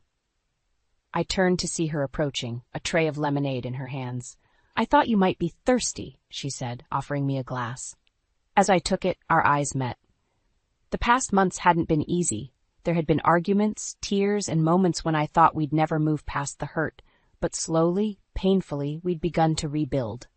Thank you, I said, meaning it for more than just the drink. Emily settled beside me on the bench, her eyes roaming over the garden. You've done wonders here, she murmured, just like your mother would have. The mention of my mother no longer brought pain, but a warm glow of pride. Carol had shared so many stories, helping me piece together the legacy I'd inherited. Suddenly, a sharp pain lanced through my abdomen. I gasped, the glass slipping from my fingers. Emily's eyes widened in alarm. Amy, is it time? I nodded, unable to speak as another contraction hit. Emily sprang into action, her voice strong and sure as she called for Brad and dialed the hospital. The next few hours passed in a blur of pain and anticipation. Brad held my hand, his face a mix of worry and excitement, and to my surprise, Emily never left my side, her cool hand on my forehead a constant comfort. As dawn broke, a new cry filled the room. Our daughter Lily entered the world with a lusty wail that brought tears to my eyes. "She's beautiful," Brad whispered, cradling our tiny daughter. I looked up to see Emily hovering uncertainly at the edge of the bed. "Would you like to hold your granddaughter?" I asked. Emily's eyes filled with tears as she gently took Lily in her arms. "Hello, little one," she cooed. "I'm your Grammy, and I promise to love you fiercely and fairly, always." In that moment, watching Emily with Lily, I felt the last of my resentment melt away. We'd all made mistakes, but we'd also found the strength to forgive and grow. As if sensing the shift, Lily opened her eyes, fixing us all with a gaze that seemed wise beyond her minutes. "She has your mother's eyes," Emily said softly, looking at me with a mixture of regret and hope. I reached out, taking Emily's hand. "And she'll grow up knowing all about her grandmother and her great-grandparents and the legacy of love and strength they left behind." Brad joined us on the bed, wrapping his arms around us all. "We're a family," he said firmly. "All of us. And we're going to do this right." As I looked at the faces around me, Brad's steadfast love, Emily's hard-won acceptance, and Lily's infinite potential, I felt a sense of peace wash over me. The journey had been difficult, filled with thorns and poison ivy, but it had led us here, to this moment of new blooms and fresh starts. Carol arrived later that day, her arms full of blue hydrangeas. "For new beginnings," she said with a wink. As we all gathered around Lily, sharing stories and laughter, I realized that this was more than just a happy ending. It was a new chapter, one filled with the promise of growth, understanding, and unconditional love. I thought of the secret garden, how it had flourished under care and attention, despite the initial neglect. Our family was like that garden now, tended with patience, nurtured with compassion, and blooming with the vibrant colors of reconciliation and hope. Lily gurgled in my arms, her tiny hand wrapping around my finger. In her grasp I felt the strength of generations, my parents' legacy, Brad's unwavering support, Emily's hard-earned wisdom, and my own resilience. As I looked out the window at the garden beyond, I smiled. Life, like a garden, was full of seasons. We'd weathered the winter of discontent and emerged into a spring of new possibilities, and I knew, with unshakable certainty, that whatever challenges lay ahead, we would face them together, our roots intertwined, reaching for the sun. I smoothed my apron for the 100th time, trying to calm my nerves as I listened to the raised voices coming from the living room. It was happening again. Sam and his mother were at it, their argument echoing through our shared home. "You can't keep meddling in our lives, Mom." Sam's voice cracked with frustration. "I'm not meddling, I'm helping," his mother retorted. "Someone has to keep this family together." I sighed, setting down the dish I'd been drying. It was always like this. Ever since Sam's parents moved in with us last year, the tension had been building. I'd tried to be the perfect daughter-in-law, but nothing seemed good enough for Margaret. The kitchen door swung open and Sam stormed in, his face flushed. "Abby, I can't take it anymore. She's driving me crazy." I reached out to touch his arm. "What happened this time?" He ran a hand through his hair. "She's been going through our bills, can you believe it? Says we're not managing our money right." "What?" I felt my own anger rising. "That's none of her business." I know. Sam leaned against the counter, deflated. "I told her to back off, but you know how she is." The kitchen door opened again, and Margaret swept in, her eyes narrowing when she saw us together. "Samuel, we're not finished discussing this." I stepped forward, forcing a smile. "Margaret, maybe we could all sit down and talk about this calmly?" She turned her steely gaze on me. "Abigail, dear, this is a family matter. Why don't you go finish the dishes?" I felt my cheeks burn. "I am family, Margaret. I'm your son's wife." "Of course you are," she said, her tone dismissive. "But you don't understand how things work in our family." Sam put his arm around me. "Mom, that's enough. Abby's right. We should all talk about this together." Margaret's lips thinned. "Fine, let's sit down then." We moved to the dining room, the tension thick in the air. I sat next to Sam, across from his parents. His father, Robert, looked uncomfortable, his eyes darting between us. "Now," Margaret began, folding her hands on the table, "I think it's time we discussed the family finances." I couldn't hold back anymore. "With all due respect, Margaret, our finances are not your concern." She laughed, a sharp, brittle sound. "Oh, but they are, dear. You see, this house, it's still in our name." I felt the blood drain from my face. "What?" Sam turned to his father. "Dad, is that true?" Robert cleared his throat. Well, yes, we never got around to transferring the deed. You told us this was our house, I exclaimed, my voice rising. We've been paying the mortgage. Margaret smiled, but it didn't reach her eyes. And we appreciate that, but as long as our name is on the deed, we have a say in how things are run here. I looked at Sam, expecting him to protest, but he was staring at the table, his jaw clenched. Sam? I whispered, my heart pounding. He finally looked up, his eyes filled with a mix of anger and defeat. I'm sorry, Abby, I didn't know. In that moment, something shifted. I saw my husband and his family in a new, unsettling light. This wasn't just about bills or a house. This was about control, about power. As I sat there, stunned into silence, I realized that everything I thought I knew about my life, my marriage, was built on shifting sand. And for the first time since I'd married into this family, I felt a spark of something dangerous ignite within me. I stood up abruptly, my chair scraping against the floor. Excuse me, I muttered, fleeing the room. As I climbed the stairs to our bedroom, I heard Margaret's voice floating up behind me. See, Samuel? This is why we need to step in. She clearly can't handle adult conversations. I closed the door behind me, leaning against it as tears threatened to spill. But beneath the hurt and betrayal, a new feeling was taking root. Determination. This wasn't over, not by a long shot. I couldn't sleep that night, tossing and turning as memories flooded my mind. Each recollection was like a piece of a puzzle, finally falling into place to reveal a picture I'd been too blind to see. The first Thanksgiving after our wedding, when Margaret accidentally spilled cranberry sauce on my new tablecloth. Oh, Abigail, she'd said, her voice dripping with false sympathy, you really should use better quality linens. These cheap ones stain so easily. Sam's birthday last year, when she'd taken over the party planning. It's just that I know what Samuel likes, she'd explained, patting my hand condescendingly. You'll learn eventually, dear. And just last month, when she'd rearranged our entire kitchen while I was out grocery shopping. I couldn't stand to see it so disorganized, she'd said, ignoring my shocked expression. Now it's much more efficient. I sat up in bed, my heart racing. How had I not seen it before? The constant criticism, the undermining, the control. It wasn't just annoying behavior, it was manipulation. The next morning, I found Sam in the kitchen, looking exhausted. Hey, he said, barely meeting my eyes. About last night. I cut him off. Why didn't you tell me about the house, Sam? He sighed, running a hand through his hair. I honestly didn't know, Abby. Dad always said it would be ours. But you never checked? Never thought to ask for the paperwork? I trusted them, he said, his voice small. They're my parents. I felt a surge of frustration. And what about trusting me? Your wife? Before he could answer, Margaret swept into the kitchen. Good morning, dears. Samuel, I've been thinking about what we discussed last night. I think it's time we had a family meeting about the household budget. I gritted my teeth. Margaret, we've already told you. Now, she interrupted, holding up a hand. Let's not get emotional. This is about what's best for the family. I looked at Sam, silently pleading for him to stand up to her. He cleared his throat. Mom, maybe we could discuss this later? Nonsense, she said briskly. There's no time like the present, she called out.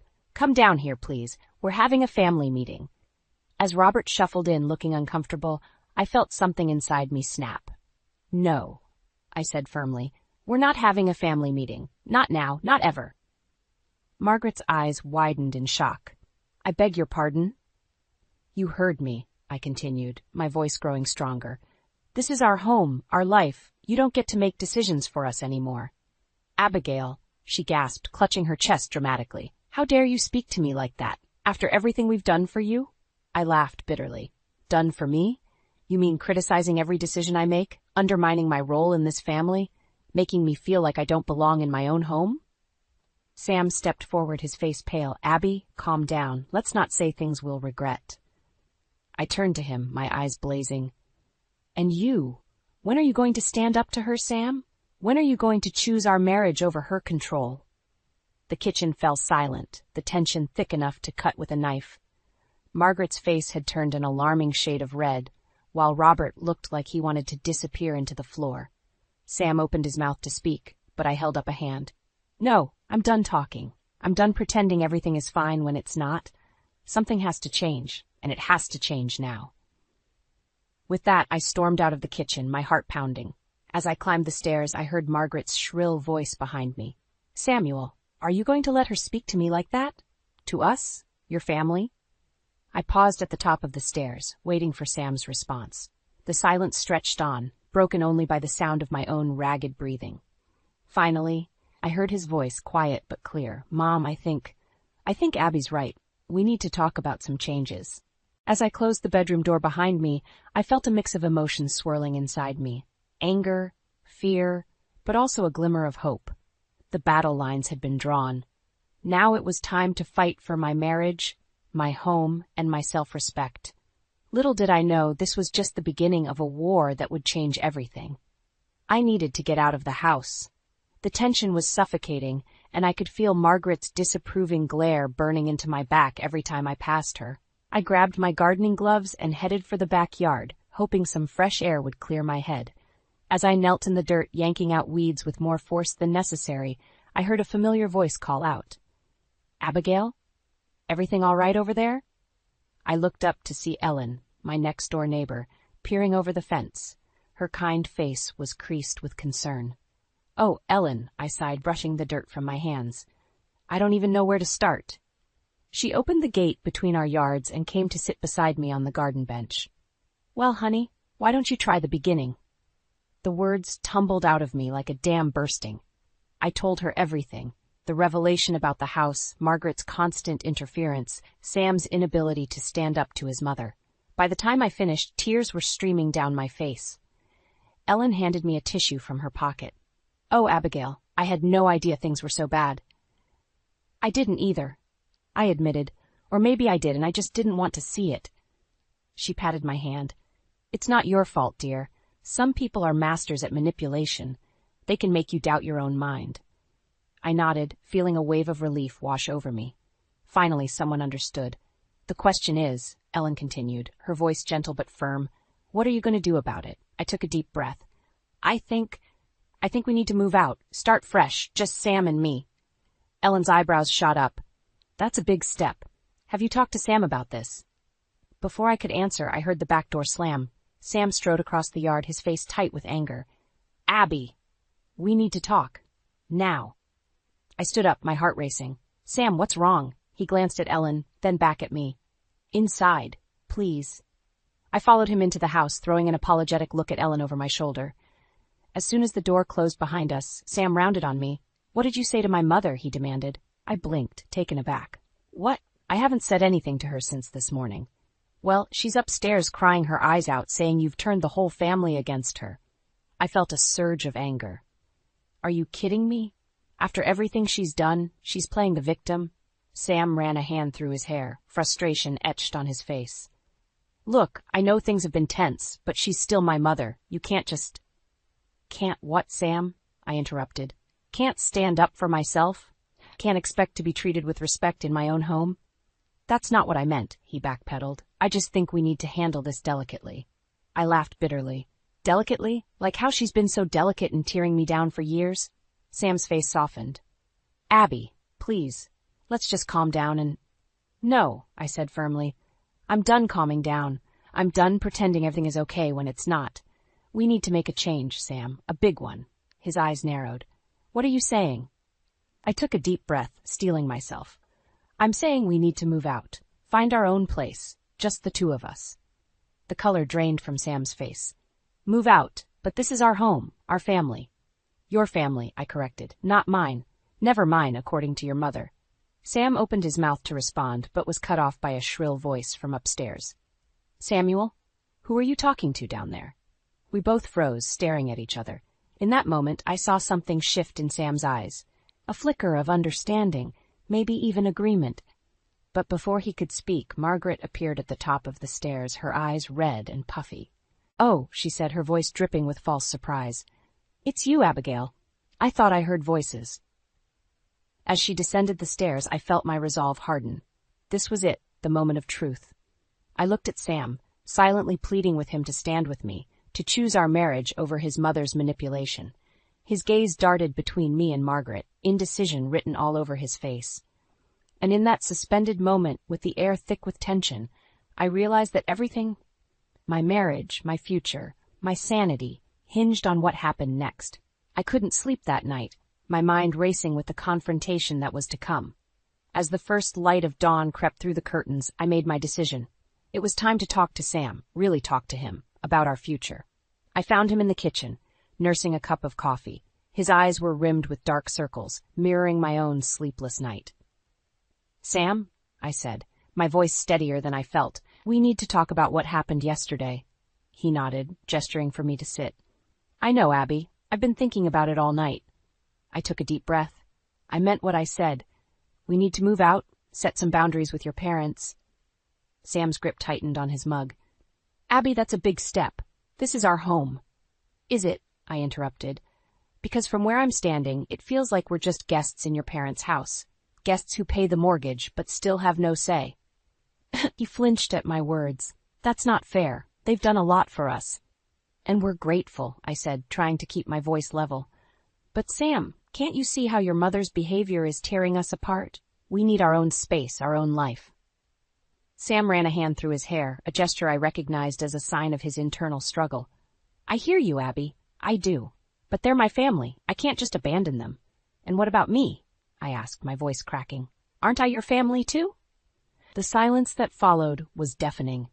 I watched emotions play across Sam's face. Guilt, confusion, and something else I couldn't quite name. Finally, he spoke. "Of course you are.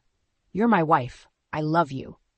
"Then prove it," I said, reaching across the table to take his hand. "Stand with me on this. Let's start our life together, just us." Sam opened his mouth to respond, but was cut off by the sound of footsteps on the stairs. Margaret appeared in the doorway, her eyes narrowing as she took in our clasped hands. "Good morning," she said, her voice syrupy sweet. "I hope I'm not interrupting anything." I felt Sam's hand tense in mine, but I didn't let go. "Actually, Margaret, we were just discussing—" "Oh, I'm sure it can wait," she interrupted, bustling into the kitchen. "Samuel, dear, I need your help with something in the garage. That old chest of drawers is just too heavy for your father and me to move." I saw the conflict in Sam's eyes as he looked between his mother and me. My heart sank as he slowly pulled his hand away. "I'll be right there, Mom," he said, not meeting my gaze. As Margaret swept out of the room, Sam turned to me. "We'll finish this conversation later, okay?" I nodded, not trusting myself to speak. As he left the kitchen, I felt a surge of determination. This wasn't over. Not by a long shot. I spent the rest of the morning in a daze, going through the motions of my daily routine while my mind raced with plans. By the time lunch rolled around, I had made up my mind. I found Sam in the backyard, tinkering with the lawnmower. "We need to talk?" I said, my voice firm. "Now." He looked up. Surprise etched on his face. "Abby, I told you we'd finish our conversation later." "No," I cut him off. "We're doing this now. I've made a decision, Sam. If you won't move out with me, then I'll go alone." His face paled. "What? Abby, you can't be serious." "I've never been more serious in my life," I said, my heart pounding. "I love you, Sam, but I can't live like this anymore. Something has to change, and if you won't make that change with me, then I'll have to do it on my own." As the weight of my words settled between us, I saw a flicker of something in Sam's eyes. Fear, maybe, or realization. This was it, the moment that would define our future. "So," I said, my voice barely above a whisper, "what's it going to be, Sam? Are you with me, or not?" The ball was in his court now, and as I stood there, heart in my throat, I knew that whatever his answer, nothing would ever be the same again. The silence that followed my ultimatum seemed to stretch for an eternity. Sam's face was a canvas of conflicting emotions, shock, fear, and something that looked almost like admiration. Finally he spoke, his voice barely above a whisper. "Abby, I don't want to lose you." I felt a glimmer of hope. "Then come with me, Sam. Let's start fresh, just the two of us." He ran a hand through his hair, a gesture I'd seen 1,000 times before. "It's not that simple. They're my parents. Abby, I can't just abandon them." "And what about me?" I countered, my voice rising. "Am I supposed to just accept being treated like a second-class citizen in my own home?" Sam flinched at my words. "No, of course not. But maybe if we talk to them, explain how we're feeling." I cut him off with a bitter laugh. "Talk to them? Sam, we've been trying to talk to them for years. Nothing changes." Just then we heard the back door open. Margaret's voice floated out to us. "Samuel, are you out here? I need your help with something." I saw the conflict in Sam's eyes as he glanced towards the house. I should go see what she needs. Something inside me snapped. No, Sam, you need to stay here and finish this conversation with your wife. His eyes widened at my tone. Abby, Samuel. Margaret's voice was more insistent now. Sam looked torn, his gaze darting between me and the house. I held my breath, waiting for his decision.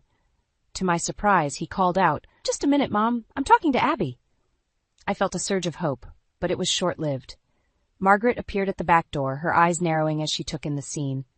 What's going on out here? She demanded, striding towards us. I straightened my spine, ready for the confrontation. We're discussing our future, Margaret. Sam and I are thinking about moving out. The color drained from Margaret's face. Moving out? But why? This is your home. Is it? I challenged. Because it feels more like your home, where Sam and I just happen to live. Margaret's eyes flashed with anger. How dare you, after everything we've done for you? That's enough, Mom, Sam interrupted, his voice firmer than I'd ever heard it. Abby's right. We need our own space. I felt a surge of pride and love for my husband in that moment. But Margaret wasn't done. Samuel, you can't be serious. What about your father and me? We need you here. Sam's resolve seemed to waver. We won't be far, Mom. We just need. Need what?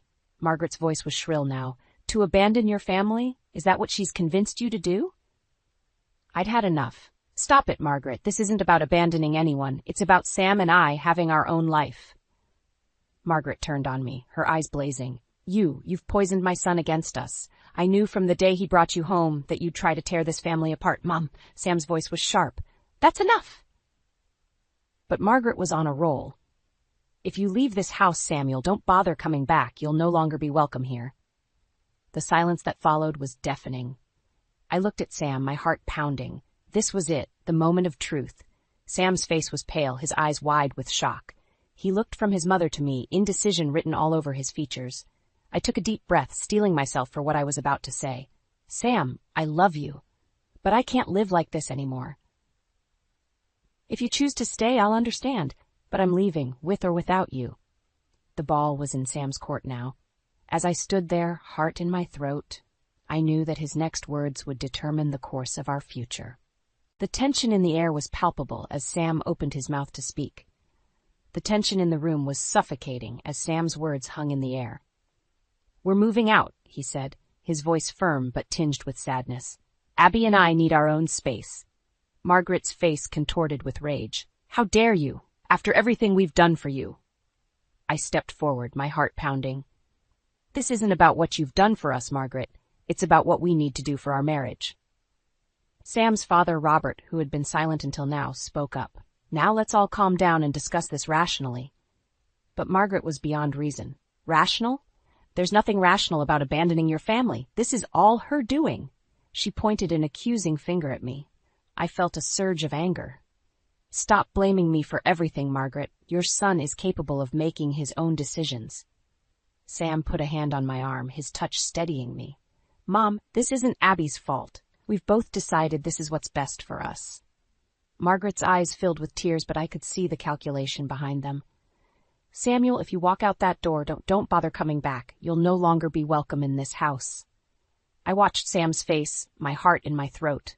This was the moment of truth. To my relief and pride, Sam stood his ground. If that's how you feel, Mom, then I guess this is goodbye. As we turned to leave, Margaret's voice stopped us cold. Fine, go, but don't think you'll get away with this. That house belongs to us, remember? You'll have nothing. I froze, the implications of her words sinking in. We'd been paying the mortgage, but the deed was still in their name. How could I have forgotten that crucial detail? Sam's face paled. Mom, you wouldn't. Try me, she hissed. Robert stepped forward looking uncomfortable. Margaret, maybe we should. Stay out of this, Robert, she snapped. I felt a wave of desperation wash over me. Everything we'd worked for, everything we'd built was slipping away, but I refused to let Margaret win. Fine, I said, my voice steadier than I felt. Keep the house. We'll start over somewhere else. Sam looked at me, surprise and admiration in his eyes. Abby, are you sure? I nodded, squeezing his hand. We have each other. That's all that matters. As we packed our belongings, the atmosphere in the house was thick with tension. Margaret alternated between icy silence and tearful pleas, while Robert hovered uncertainly in the background. Just as we were about to leave, Ellen appeared at the door. "I heard raised voices," she said, concern etched on her face. "Is everything okay?" I felt a rush of gratitude for my friend. "We're leaving, Ellen, for good." Understanding dawned in her eyes. She pulled me into a tight hug. "You're doing the right thing, honey. Stay strong." As we loaded the last of our boxes into the car, I saw Robert approach Sam. They spoke in hushed tones, and I saw Sam nod gravely. "What was that about?" I asked as he slid into the driver's seat. Sam sighed. "Dad slipped me some cash, said he was sorry about everything." I felt a glimmer of hope. Maybe not all family ties were severed. As we pulled out of the driveway, I saw Margaret watching from the window, her face a mask of anger and hurt. Part of me wanted to feel triumphant, but mostly I just felt sad for her. We drove in silence for a while, the weight of what we'd done settling over us. Finally, Sam spoke. "Where do we go from here, Abby?" I took a deep breath, realizing I didn't have all the answers. We had no home, little money, and an uncertain future. But we had each other, and that gave me strength. "I don't know exactly," I said, reaching for his hand, "but we'll figure it out together." As we drove towards an unknown future, I felt a mix of fear and exhilaration. We'd taken a huge risk, but for the first time in years I felt truly free. Whatever challenges lay ahead, I knew we'd face them side by side. Little did I know, the biggest challenge was yet to come. The small apartment we'd rented felt claustrophobic as I paced back and forth, rehearsing the lines I'd prepared. Sam would be home any minute, and I had to make this convincing. My heart raced as I heard his key in the lock. "Abby?" Sam called out as he entered. "I'm home." I took a deep breath and stepped into view, my face a mask of anger. "We need to talk, Sam." He froze, sensing the tension in my voice. "What's wrong?" I can't do this anymore," I said, my voice trembling with feigned emotion. "Living like this, cut off from your family, it's tearing me apart." Confusion flickered across Sam's face. "But Abby, this was your idea. You wanted to leave." "I know what I said," I snapped, internally wincing at the hurt in his eyes. "But I was wrong. We've lost everything, Sam. Our home, our security, your family." Sam reached for me, but I stepped back. "Abby, please, we can work this out." Just then, right on cue, Sam's phone rang. He glanced at the screen, his face paling. "It's Mom," I gestured sharply. "Answer it. Put it on speaker." He hesitated, then complied. Margaret's voice filled the room, shrill and demanding. "Samuel? Are you there? We need to talk about this ridiculous situation you've gotten yourself into." I watched Sam's face, seeing the conflict in his eyes. "Mom, now's not a good time." "Nonsense," Margaret interrupted.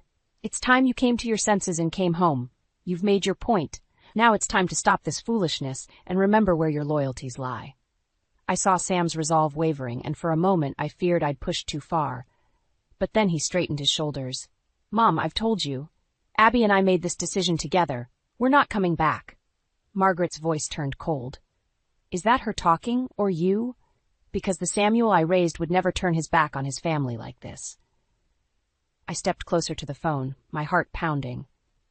"That's enough. Margaret, Sam can make his own decisions." "You!" Margaret hissed. "I knew you were behind all this. You've poisoned my son against us." "Well, let me tell you something, Abigail. You might think you've won, but this isn't over. Not by a long shot." The line went dead, leaving us in stunned silence. Sam turned to me, his face a mix of emotions. "Abby, I'm so sorry. I never thought she'd go this far." I let my carefully constructed mask slip, revealing the fear and uncertainty beneath. "What are we going to do, Sam? She's right. We've lost everything." He pulled me into his arms, and I felt a pang of guilt for my deception.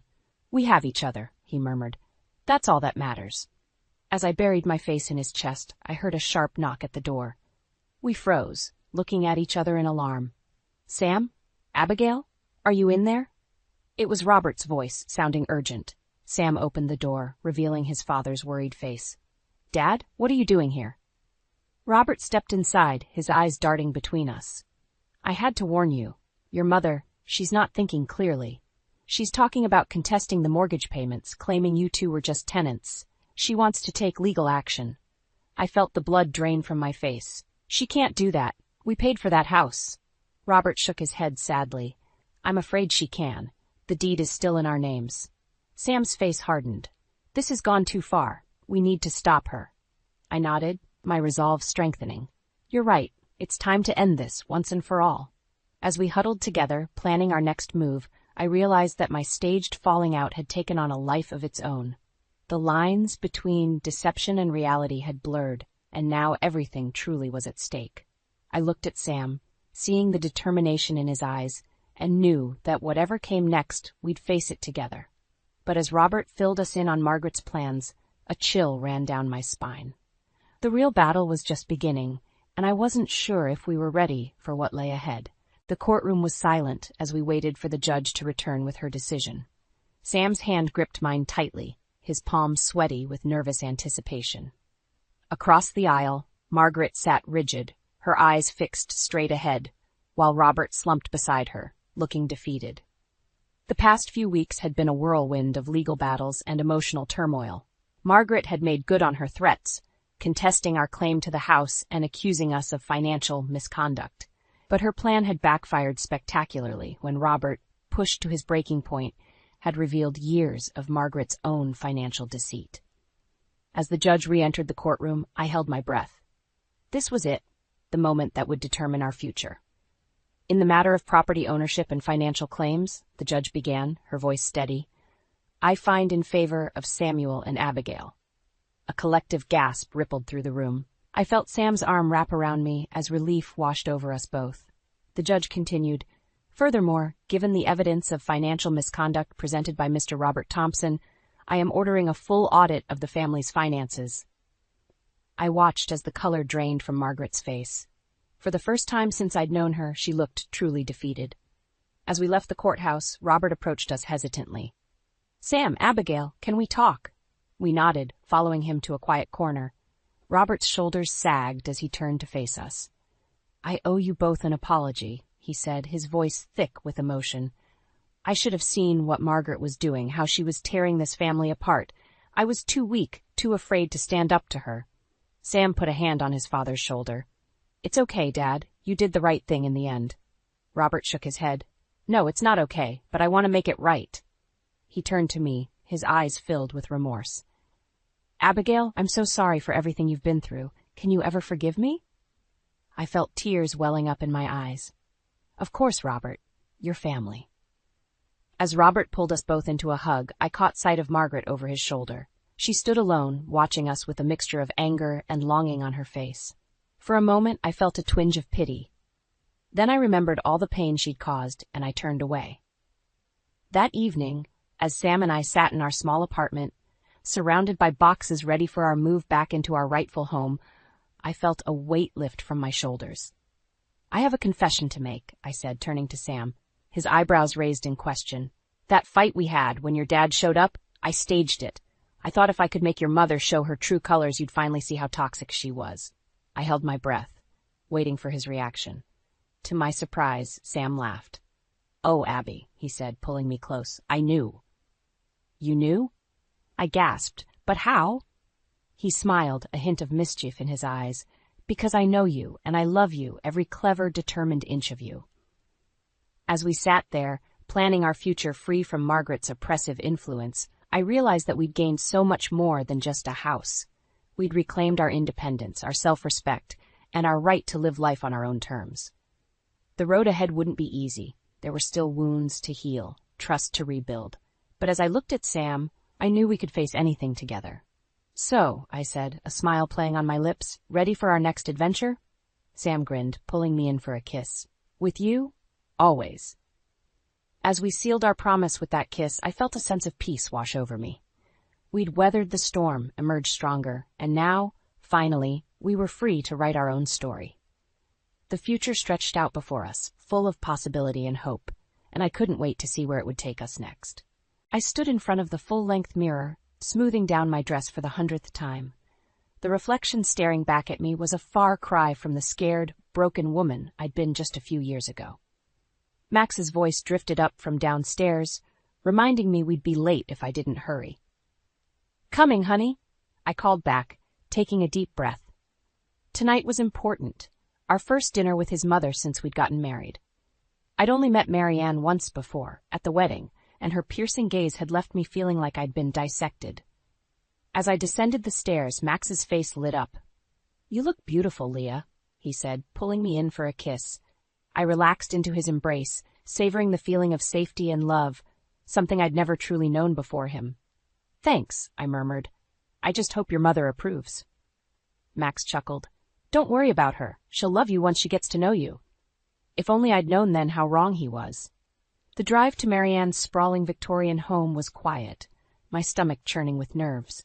As we pulled up, I noticed the meticulously manicured lawn and the gleaming Mercedes in the driveway. "Ready?" Max asked, squeezing my hand. I nodded, plastering on a smile, as I'll ever be. Marianne answered the door herself, perfectly coiffed and wearing a string of pearls that probably cost more than our car. "Maxwell, darling," she cooed, air-kissing his cheeks. Her gaze slid to me, and I swore the temperature dropped 10 degrees. "Leah, how? Nice to see you again." "Thank you for having us, Marianne," I said, willing my voice not to shake. She ushered us inside, and I marveled at the opulent decor. Family portraits lined the walls, generations of stern-faced men and women staring down at us. "Dinner's nearly ready," Marianne announced. "Maxwell, why don't you pour us some wine?" As Max headed to the bar cart, Marianne turned to me.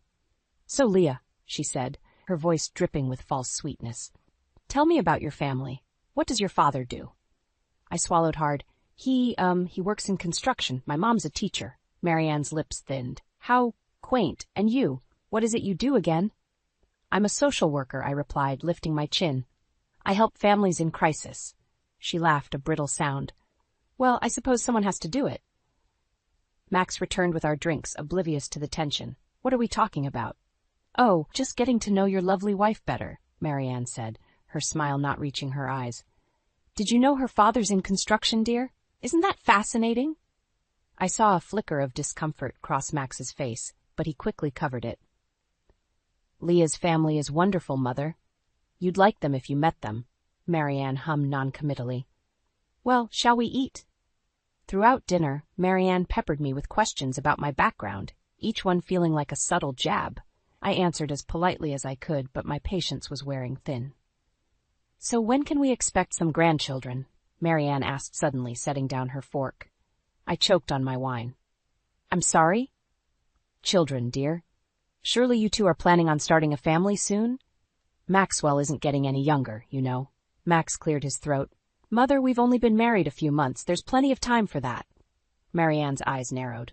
"Nonsense. The Caldwell name needs to be carried on. You do want children, don't you, Leah?" I felt trapped, all eyes on me. "We haven't really discussed it yet," I managed. "Well, you'd better get to it," Marianne said sharply. "A woman your age, fertility doesn't last forever." "Mother," Max warned, but the damage was done. I stood abruptly, my chair scraping against the floor. "Excuse me," I muttered, fleeing to the bathroom.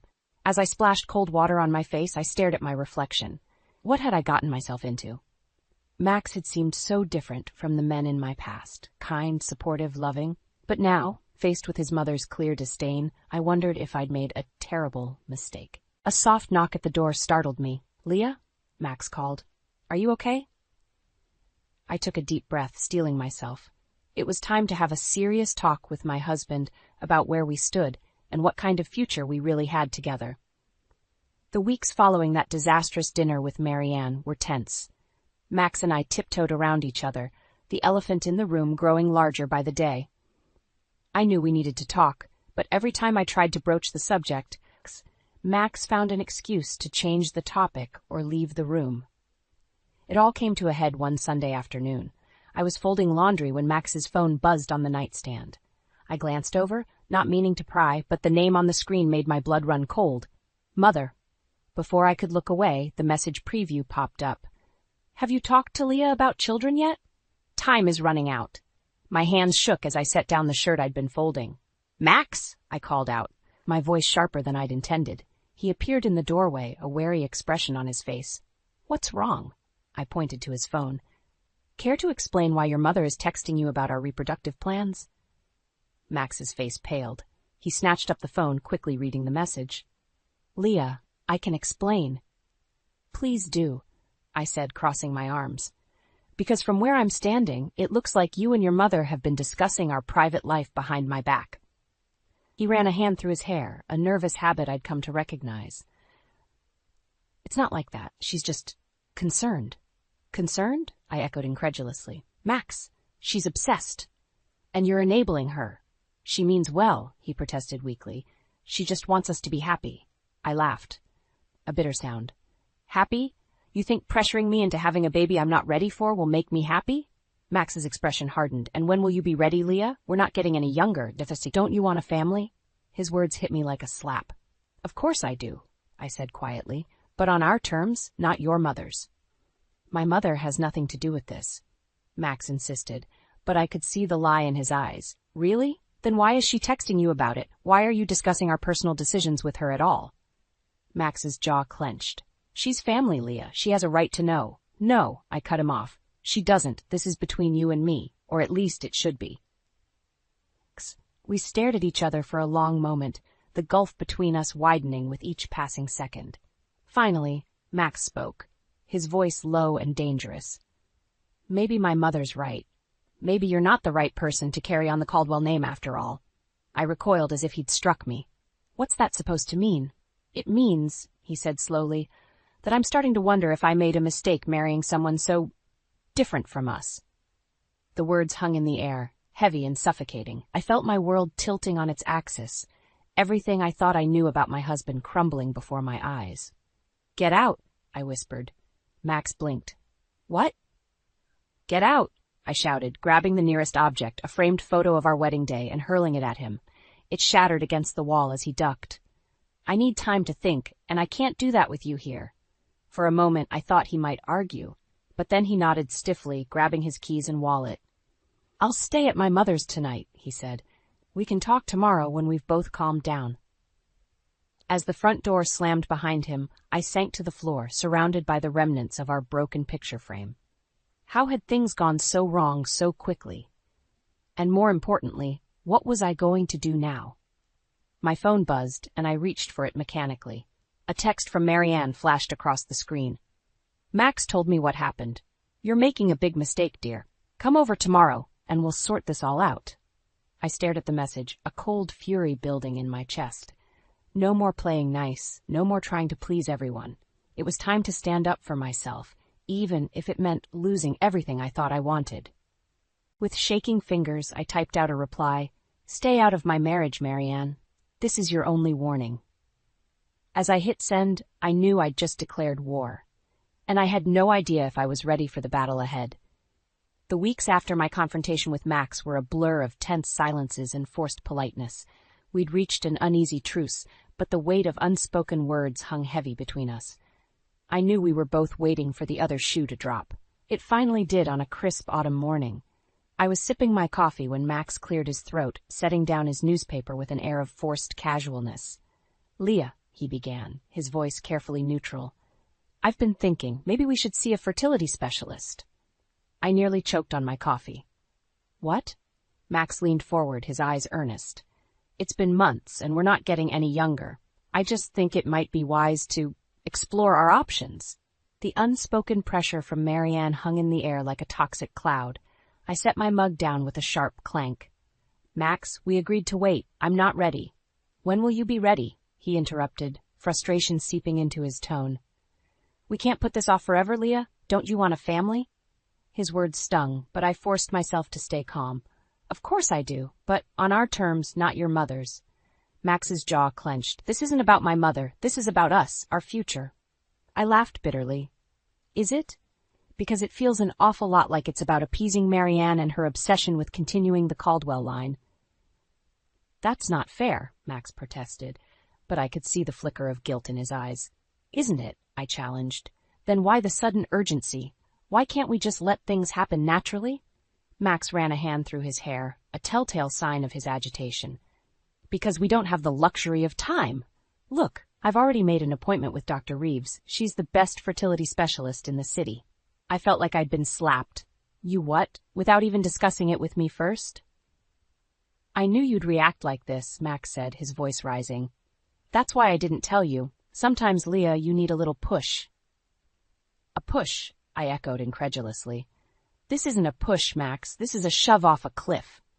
We glared at each other across the kitchen table, the distance between us seeming to grow with each passing second. Finally, I took a deep breath, forcing my voice to remain steady. "Fine," I said. "I'll go to the appointment." Max's face lit up. "Really? Leah, that's wonderful." I held up a hand, silencing him. "I'm not finished. I'll go, but on one condition. Your mother stays out of this. Completely.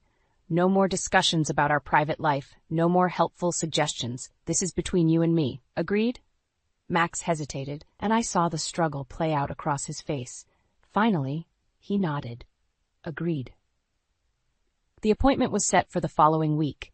As I sat in Dr. Reeves' sterile office, listening to her explain the battery of tests we'd need to undergo, I couldn't shake the feeling that I was losing control of my own life. Max, on the other hand, was practically vibrating with enthusiasm.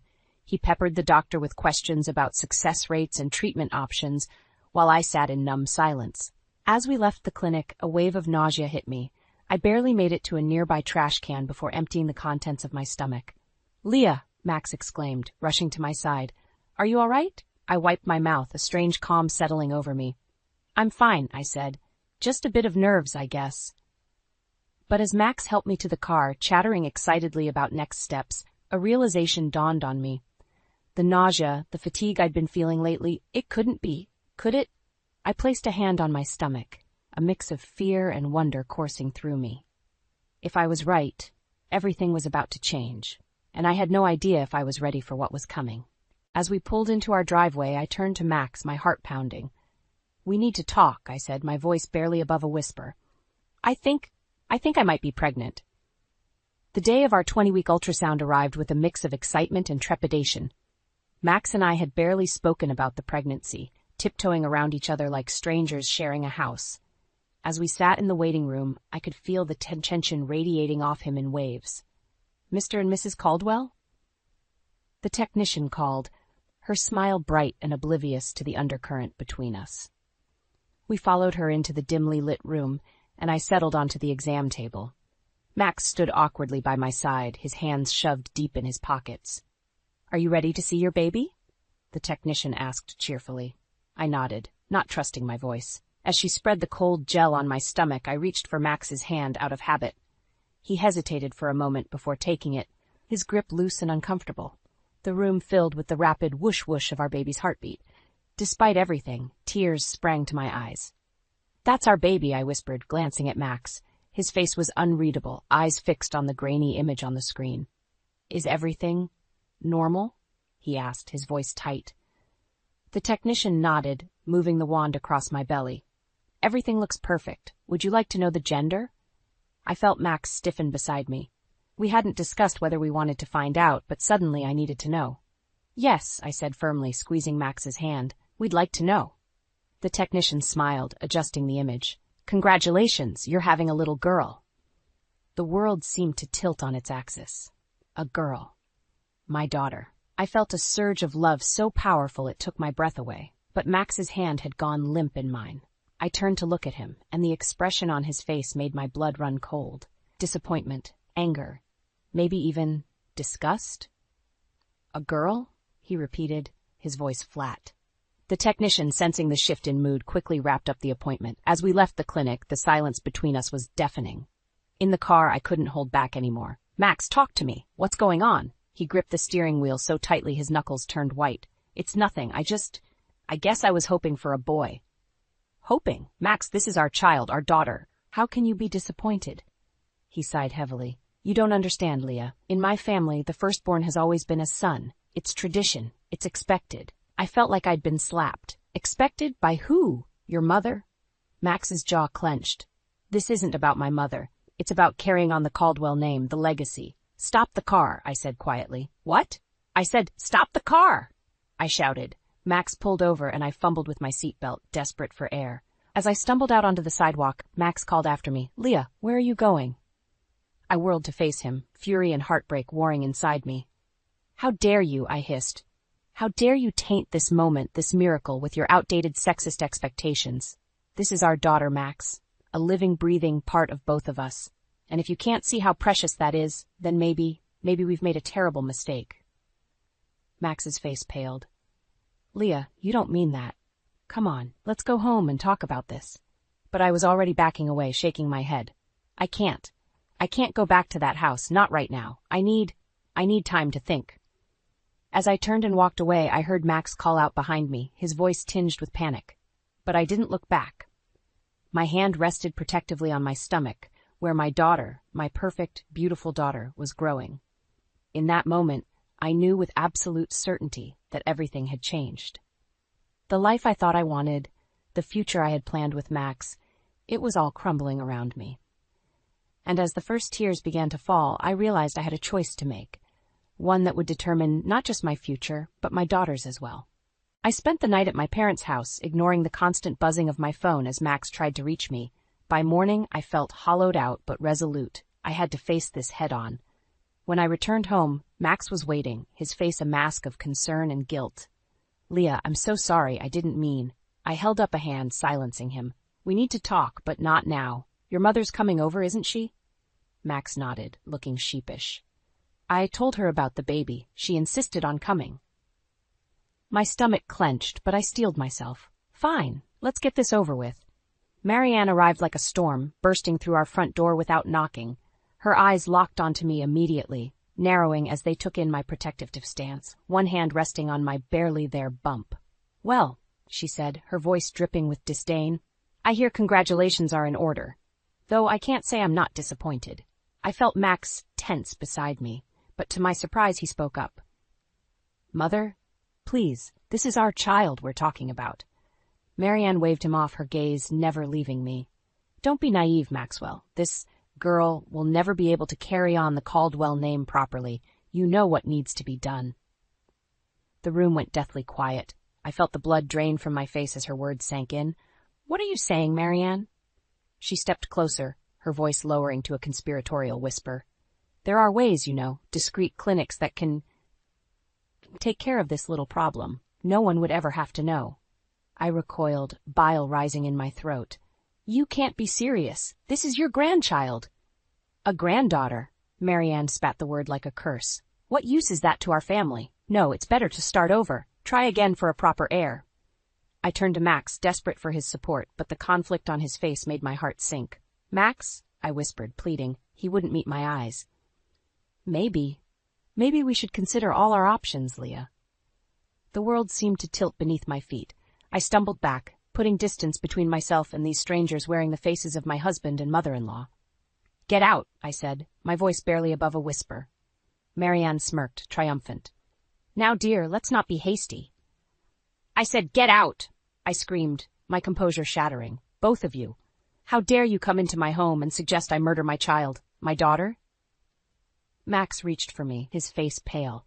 "Leah, please, we're just talking." I jerked away from his touch. "No, Max, we're done talking. I want you both out of this house right now." Marianne drew herself up, indignant. "You can't speak to us this way. Maxwell, control your wife!" But Max seemed frozen, torn between his mother and me. In that moment, seeing his indecision, something inside me broke. "If you won't leave, I will," I said, my voice eerily calm. I grabbed my purse and keys, moving towards the door. "Where are you going?" Max called after me, panic edging into his voice. I paused at the threshold, one hand on my stomach, the other on the doorknob. Somewhere safe.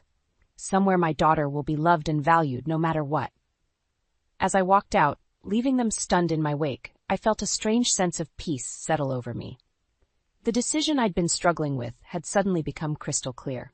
I got into my car, my hands shaking as I started the engine.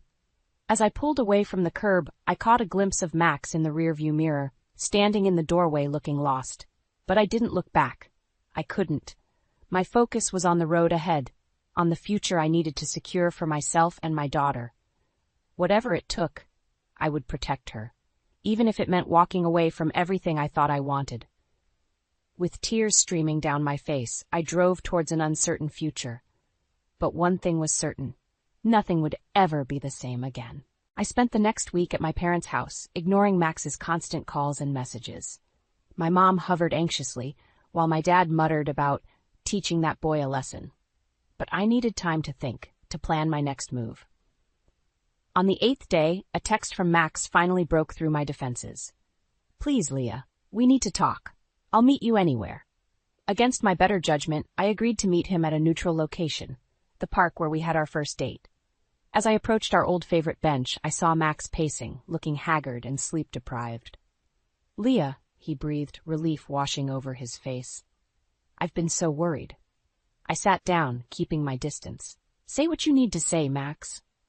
He ran a hand through his disheveled hair. "I'm sorry. I'm so sorry for everything. I've been a coward, letting my mother dictate our lives. But I've had time to think, and I know what's important now.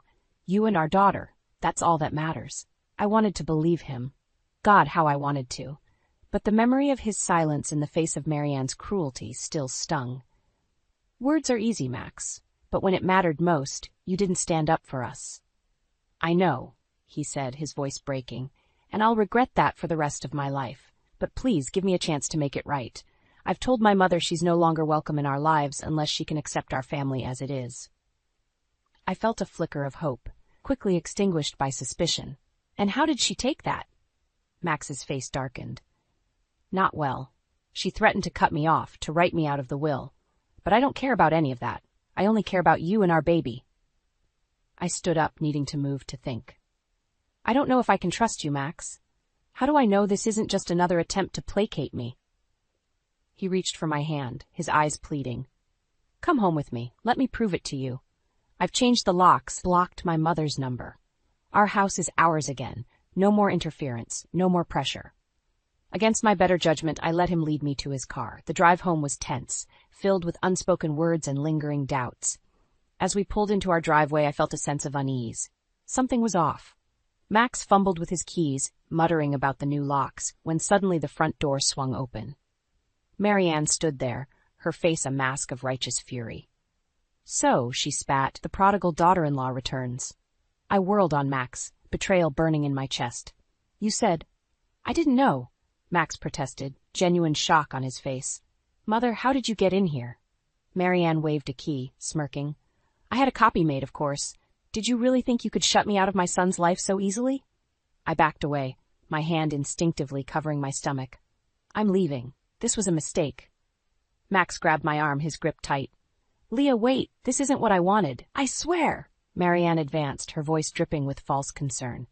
"Now, dear, let's not be hasty. We're all family here. We only want what's best for you and the child." The way she said child sent chills down my spine. I jerked away from Max, my heart pounding. "Stay away from me. Both of you." As I turned to run, I saw something in Marianne's hand. A syringe? My blood ran cold as realization dawned. This wasn't just about control anymore. This was about eliminating the problem entirely. "Max!" I screamed, terror gripping me. "Do something." But Max stood frozen, torn between his mother and his wife, indecision paralyzing him once again. In that moment, I knew with sickening clarity that I was truly alone. No one was coming to save me. If I wanted to protect myself and my daughter, I would have to do it myself. With a surge of adrenaline, I shoved past Marianne and ran, my only thought to get as far away from this nightmare as possible. Behind me, I heard Max calling my name, but I didn't look back. This time I was done with second chances. It was time to save myself. I stumbled into my parents' house, gasping for air, my heart pounding. My mom rushed to me, her face etched with concern. "Leah, honey, what happened?" Through sobs, I recounted the horrifying scene at Max's house. My dad's face darkened with each word, his fists clenching at his sides. "That's it," he growled. "I'm calling the police." "No," I cried, grabbing his arm. "We can't. Not yet. I need help." That's when my mom mentioned Paul. Remember Paul Hawkins? He's a lawyer now, specializing in family law. Maybe he could help. The name stirred something in my memory, a kind smile, a steadfast presence from my youth. I nodded, desperate for any lifeline. "Call him, please." Paul arrived within the hour, his familiar face now etched with lines of experience and concern. As soon as he saw me, his professional demeanor softened. "Leah," he said gently, "I'm so sorry you're going through this, but I promise we're going to fight for you and your daughter." Over the next few days, Paul became my rock. We pored over legal documents, building a case not just for divorce, but for a restraining order against both Max and Marianne. Paul's quiet strength and unwavering support gave me the courage to face what lay ahead. "We need to move fast," Paul explained one evening, his voice tight with urgency. "Max's family has connections. If we don't act now, they might try to manipulate the system." I nodded, feeling a strange mix of fear and determination. What do we do?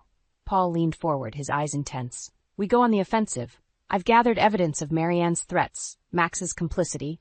We'll file for emergency custody and a protection order. But Leah, he paused, taking my hand, are you ready for what comes next? This won't be easy. I placed my other hand over my growing belly, feeling a fierce protectiveness surge through me. I have to be ready. For her. The next morning, as Paul and I prepared to leave for the courthouse, my phone buzzed with a message from Max. Please, Leah, don't do this. We can work it out. For the sake of our family. I showed Paul the message, my hands shaking. He frowned, reading it twice before looking up at me. This could be a trap, Leah. We need to be careful.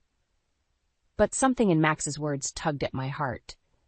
Despite everything, a small part of me still hoped for reconciliation, for the family I dreamed of.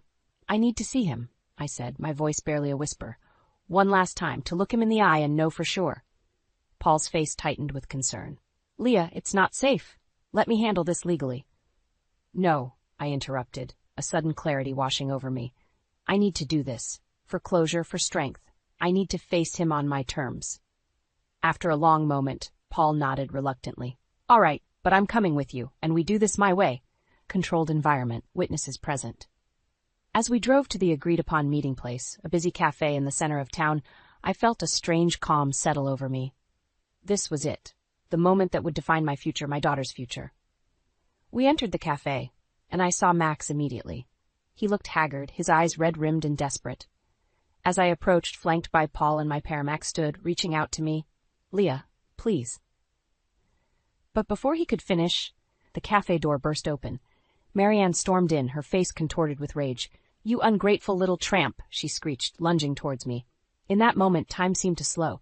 I saw Paul move to intercept her, saw my father step protectively in front of me. But it was Max's reaction that froze me in place. He stood there, paralyzed once again, torn between his mother and his wife. And in his indecision, I saw my future laid bare. As chaos erupted around us, I made my choice. No more wavering, no more second chances. It was time to fight for the life my daughter deserved, with or without Max by my side. The cafe erupted into chaos. Marianne's shriek cut through the air as she lunged at me, her eyes wild with rage. Paul moved swiftly, placing himself between us, while my father pulled me back protectively. That's enough, Paul's voice boomed, silencing the room. He turned to Max, who stood frozen, his face a mask of indecision. Control your mother, or I'll have her arrested for assault. Max finally snapped out of his stupor, grabbing Marianne's arm. Mother, stop this! You're making a scene.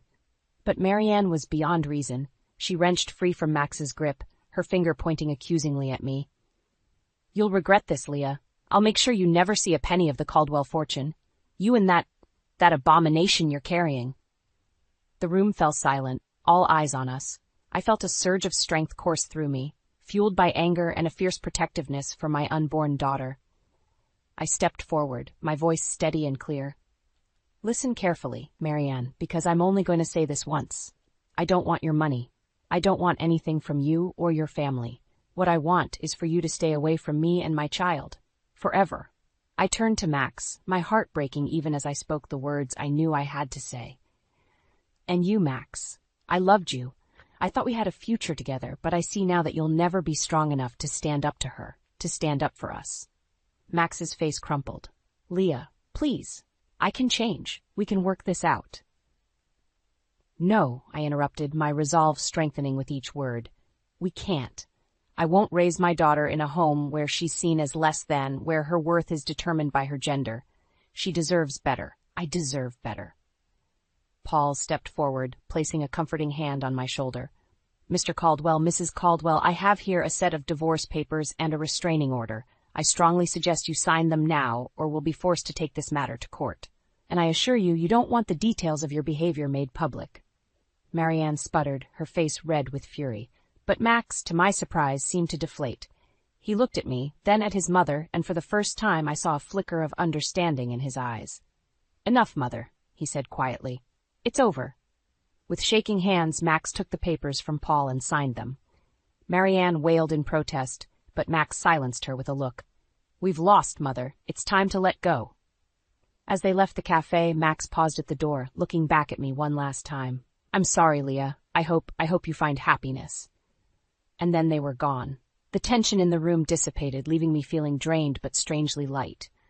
Paul turned to me, his eyes filled with concern and something else I couldn't quite name. "Are you okay?" I nodded, placing a hand on my belly. "We're okay, both of us." As we left the cafe, surrounded by the protective circle of Paul and my parents, I felt a sense of peace wash over me. The road ahead wouldn't be easy, but for the first time in months, I felt hope. Paul squeezed my hand gently.